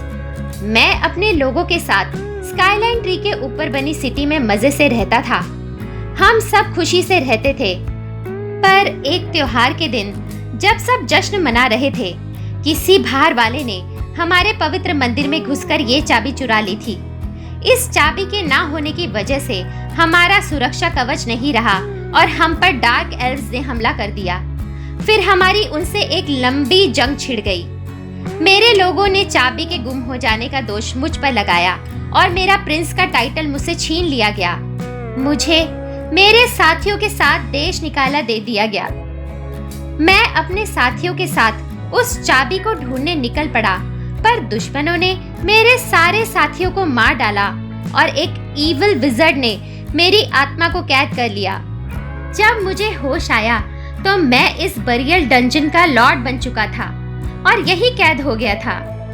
मैंने कई इंसानों को मारा है। मैं उन्हें मारना नहीं चाहता था, पर मैं मजबूर था। मेरे अंदर की ईविल एनर्जी ने मुझसे जबरदस्ती उन्हें मरवाया। अगर तुम एक इंसान होते तो ये ईविल एनर्जी मेरे हाथों तुम्हें भी मरवा डालती। वो सोचता है, ये ईविल एनर्जी क्या भला है? मैंने तो ऐसा कुछ गेम में नहीं डिजाइन किया था। फिर वो नेकलेस निकालकर अपनी इन्वेंट्री में रख देता है और स्केलेटन लॉर्ड से बोलता है, अच्छा सुनो, मैं यहाँ इस डंजन में लाशों के आंसू की तलाश में आया हूँ। कोई मेरा अपना है जो बीमार है, उसे उसकी जरूरत है, तो बताओ क्या तुम मुझे वो दे सकते हो? ये सुनकर स्केलेटन लॉर्ड घबरा कर बोलता है, मेरे पास थी एक शीशी, पर मैं यहाँ सालों से पड़े पड़े बोर हो गया था, तो मैंने एक दिन ऐसे ही उसका टेस्ट चेक करने के लिए उसे पूरा पी लिया। मुझे माफ करना। वू को बहुत गुस्सा आ जाता है। वो अपने मन में सोचता है, अबे तेरा अब सूप बनाकर मैं तेरे अंदर से वो आंसू निकालूंगा। स्केलेटन लॉर्ड आगे वू से कहता है, अरे पर तुम घबराओ मत, मेरे पास उससे भी बहुत बढ़िया एक चीज है। ये देखो, ये है रूट्स रिंग। ये स्काईलाइन ट्री की जड़ों के अर्क से बना है। इसे अपनी उंगली में पहनने वाला सदा रोग मुक्त रहता है। ये बोलते हुए वो वू को रूट्स रिंग दे देता है। रिंग को देखकर वू की खुशी का ठिकाना नहीं रहता। वो कहता है, ये तो आंसुओं से भी बढ़िया चीज है, वाह वाह। स्केलेटन लॉर्ड वू को बोलता है, तुम ये रिंग रख सकते हो, पर तुम्हें भी मेरे लिए कुछ करना ही होगा। मेरे साथ इस डंजन में मेरे साथी और जिन लोगों की यहाँ मौत हुई है, उन सब की आत्माएं फंसी हुई हैं। तुम्हारे पास जो मौत की घंटी है, उसका इस्तेमाल करके तुम सबको कैद से आजाद कर सकते हो। बोलो, ऐसा करोगे? वो खुद से कहता है, ये मौत की घंटी बहुत महंगा आर्टिफैक्ट है जो लाखों में बिकेगा, पर मैंग मैंग को बचाने के लिए इसे मुझे यूज करना ही पड़ेगा। मुझे ये रिंग हर हाल में चाहिए। और फिर वो उस मौत की घंटी को बजा देता है। घंटी के बजते ही सारी आत्माएं मुक्त हो जाती हैं, पर स्केलेटन लॉर्ड अभी भी वहीं रह जाता है। वो उससे पूछता है, तुम क्यों आजाद नहीं हुए? वो जवाब देता है, मेरी आत्मा को इतनी आसानी से मुक्ति नहीं मिलेगी। वो बोलता है, जब तक तुम नहीं मरते मैं इस डंजन से बाहर नहीं जा सकता। अब मैं कैसे निकलूंगा? स्केलेटन लॉर्ड वू को कहता है, उसकी तुम चिंता मत करो, मैं तुम्हारे लिए इंसानों के लिए बना ट्रांसपोर्टेशन पोर्टल खोल देता हूँ। और फिर वू के आगे एक पोर्टल बन जाता है। स्केलेटन लॉर्ड वू को एक चिट्ठी देता है और कहता है, अगर कभी कहीं तुम्हें मेरे पिता मिले तो उन्हें ये दे देना। वो उससे चिट्ठी लेकर पोर्टल में जाकर गायब हो जाता है। वू के जाने के बाद स्केलेटन लॉर्ड वू की छोड़ी हुई चीजों में से मैगजीन उठाकर देखने लगता है, पर फिर अचानक उसे याद आता है, अरे मैं तो उसे बताना ही भूल गया कि ये एक रैंडम पोर्टल है।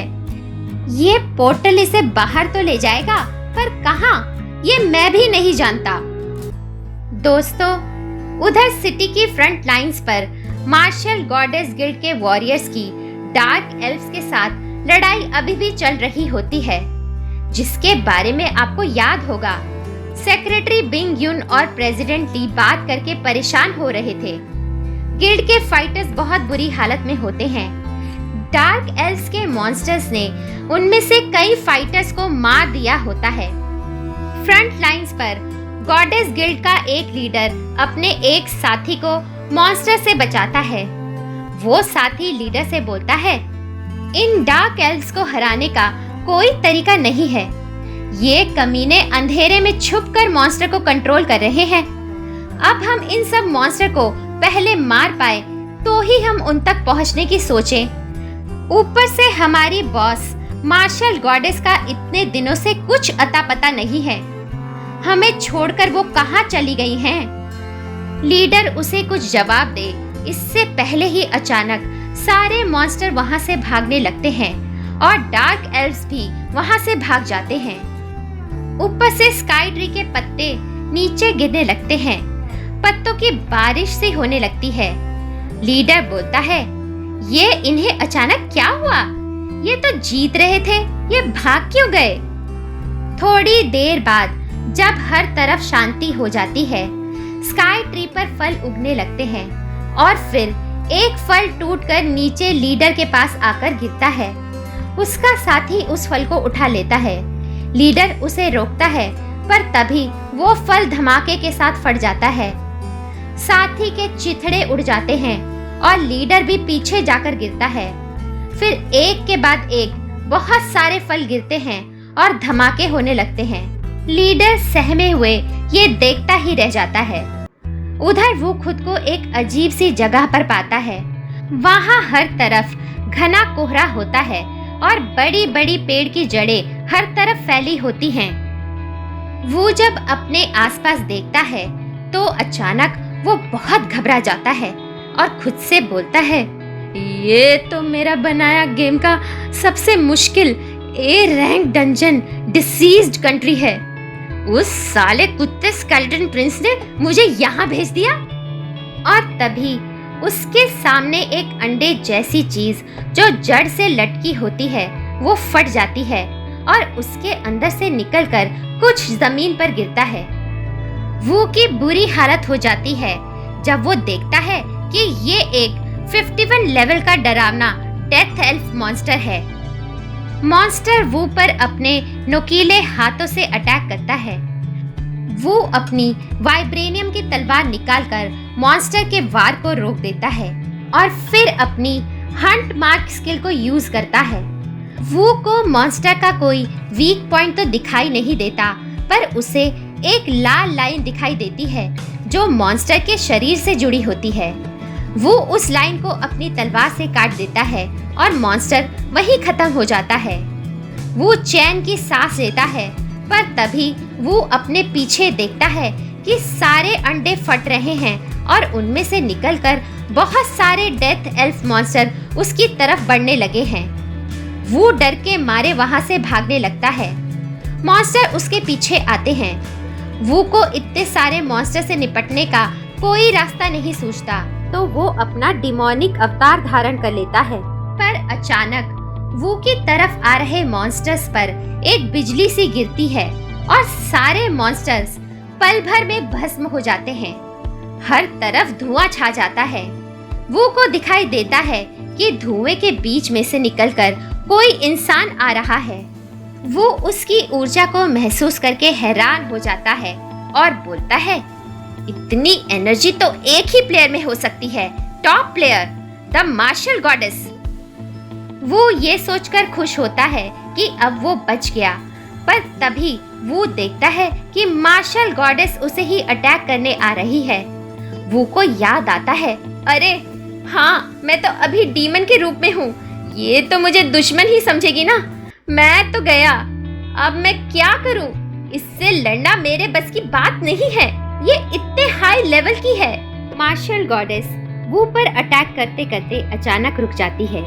वो सोचने लगती है, इस डीमन को देखकर मुझे ऐसा क्यों लग रहा है कि मेरा इससे कोई पुराना रिश्ता है, जैसे मैं इसे बरसों से जानती हूँ। वो चुपचाप सहमा सहमा सा खड़ा ही रह जाता है। गॉडेस उसके नजदीक आकर उसे सूंघने लगती है। वो घबराकर सोचता है, क्या ये मुझे खाने की सोच रही है?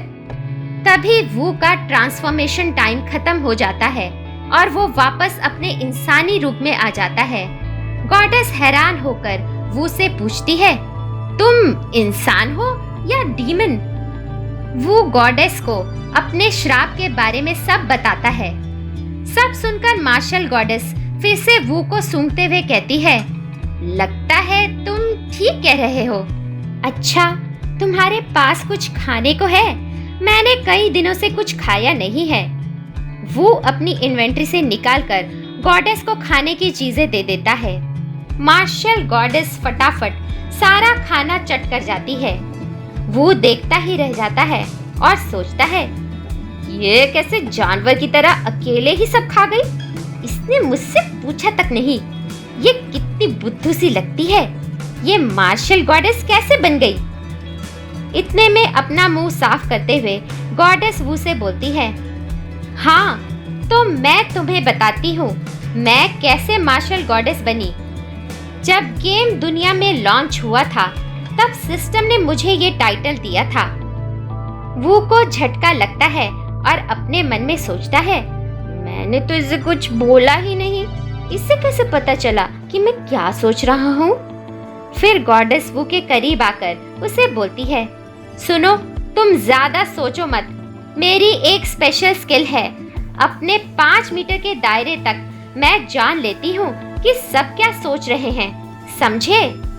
वो तुरंत 5 मीटर पीछे हट जाता है और घबरा के सोचता है, अगर ये जान गई कि मैंने ही ये गेम बनाया है तो ये तो मुझे छोड़ेगी नहीं। फिर गॉडेस वो से पूछती है, इस जगह से बाहर कैसे निकला जाए? तुम जानते हो क्या, मैं यहाँ कई दिनों से फंसी हूँ और ये मॉन्स्टर्स आते जाते रहते हैं। मैं कितनों को मार चुकी हूँ पर ये खत्म ही नहीं होते।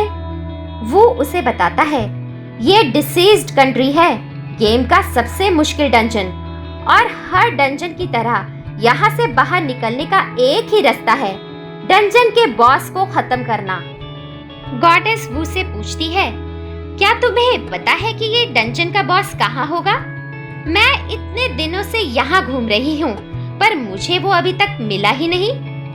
वो ऊपर की तरफ इशारा करता है और कहता है, वो यहाँ की सबसे ऊंची जगह पर है।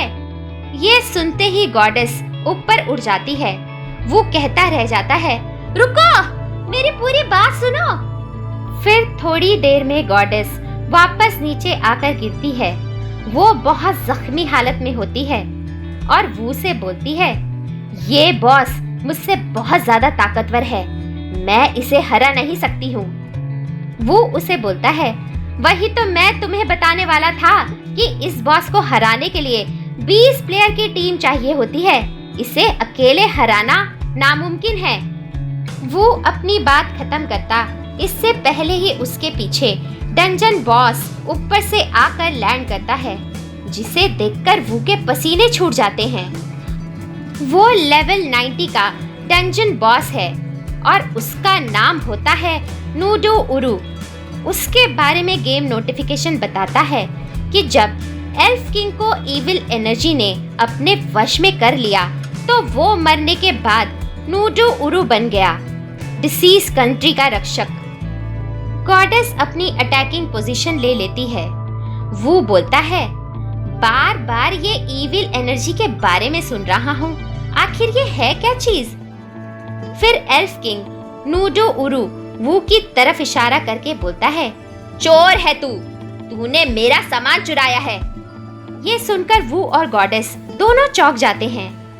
फिर वू को कुछ याद आता है और वो अपनी इन्वेंटरी से नेकलेस निकालकर उस एल्फ किंग को दिखाते हुए बोलता है, क्या तुम इसकी बात कर रहे हो? एल्फ किंग वू से पूछता है, तुम्हें ये कैसे मिला? वो बताता है, मुझे ये एक डंजन बॉस को मार कर मिला था। सुनो, मेरे पास कुछ है जो मुझे तुम्हारे बेटे वो 7 द एल्फ प्रिंस ने तुम्हें देने के लिए बोला था। ये कहते हुए वो चिट्ठी निकालकर एल्फ किंग को दे देता है।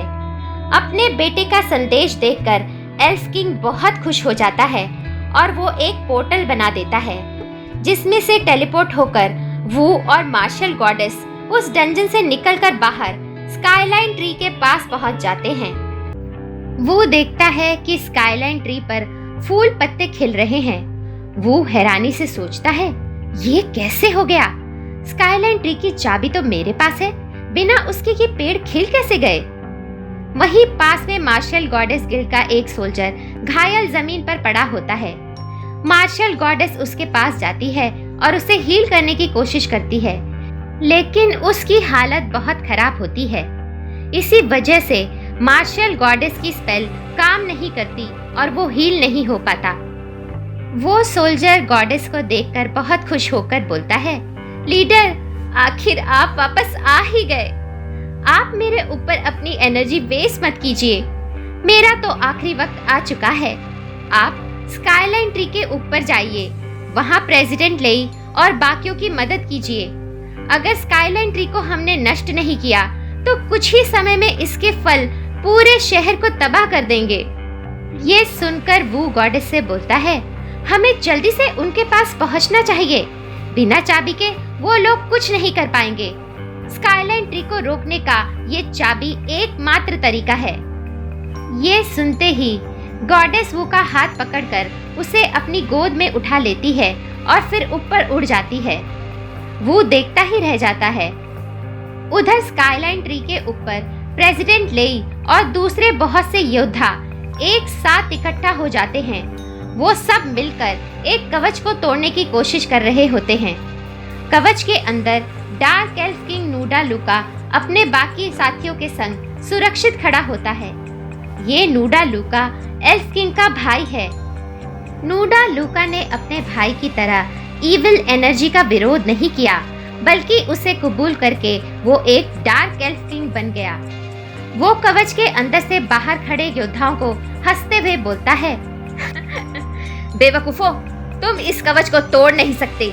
इस कवच को सिर्फ स्काईलाइन ट्री की चाबी की मदद से ही हटाया जा सकता है और कोई नहीं जानता कि वो चाबी कहाँ है। अब तुम सब लाचारों की तरह चुपचाप अपने शहर को धीरे धीरे तबाह होते हुए देखो। प्रेसिडेंट लेई और यंग टन क्लैन का लीडर एंग की अपनी पूरी ताकत लगाकर बारी बारी से कवच पर वार करते हैं, पर कवच पर कोई असर नहीं होता। सारे योद्धा परेशान और निराश खड़े हो जाते हैं कि तभी मार्शल गॉडेस वू को अपनी गोद में उठाए वहां पहुंच जाती है। गॉडेस को देखकर सब खुश हो जाते हैं। एक बोलता है, फाइनली मार्शल गॉडेस वापस आ गई।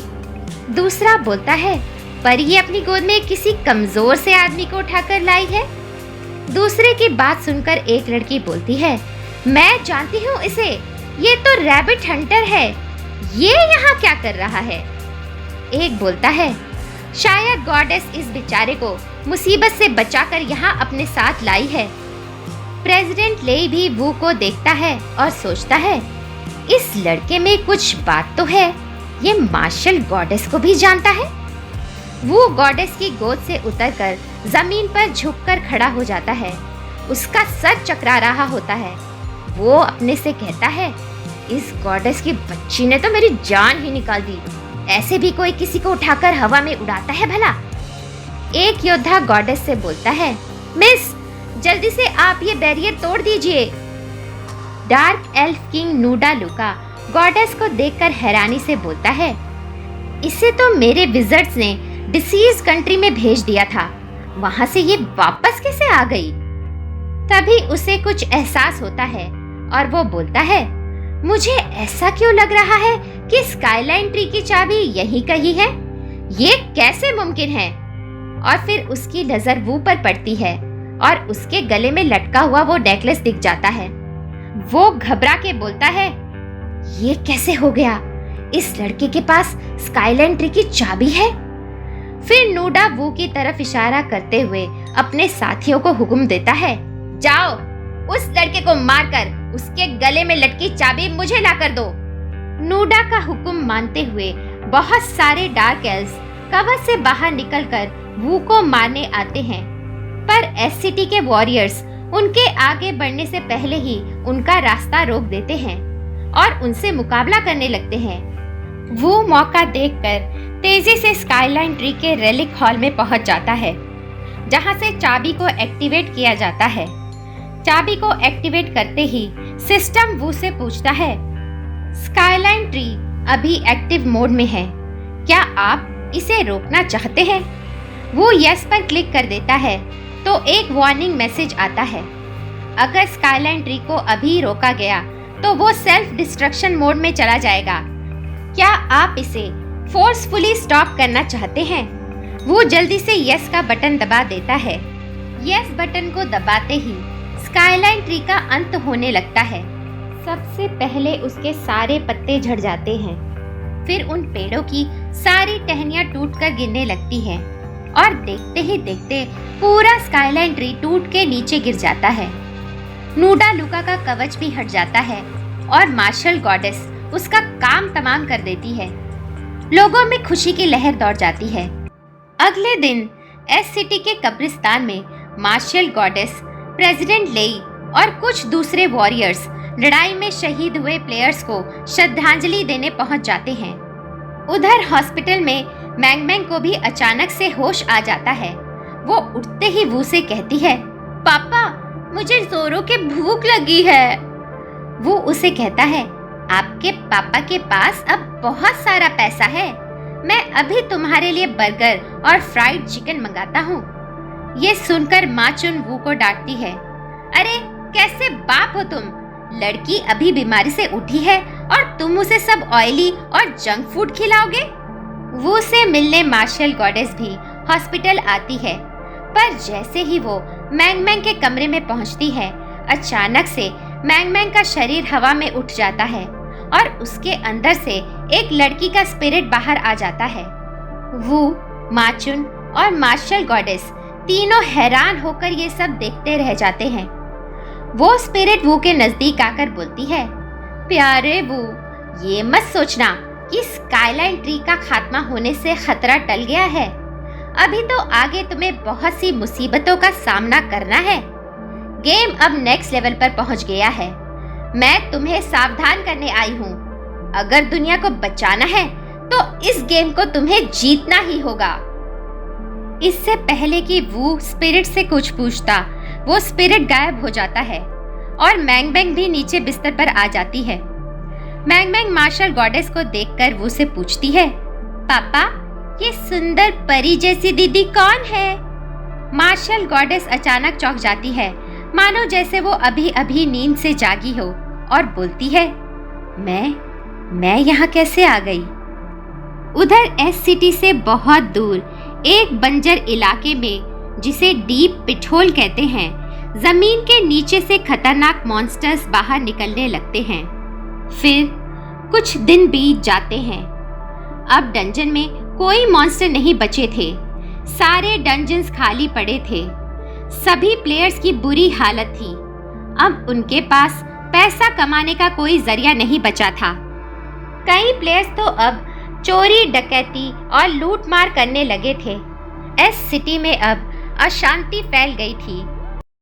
प्लेयर्स एसोसिएशन बिल्डिंग में गिल्ड लीडर्स की एक मीटिंग होती है। वू को भी उस मीटिंग में बुलाया जाता है। मीटिंग जब शुरू होती है, मार्शल गॉडेस वू को देखकर घबरा जाती है। वो मन में सोचती है, ये मेरे बारे में पता नहीं क्या सोच रहा होगा। उस दिन मैं इसके पास हॉस्पिटल में न जाने कैसे पहुंच गई थी। कहीं ये तो नहीं समझता कि मैं इसे लाइक करती हूँ। तभी ग्रीन शीप गिल्ड का लीडर वू को देखकर बोलता है, ये प्लेयर्स एसोसिएशन की मीटिंग है या कोई मजाक है? किस किस राह चलते ऐरे गैरे को यहाँ बुला रखा है? ये हम गिल्ड लीडर्स की तौहीन है।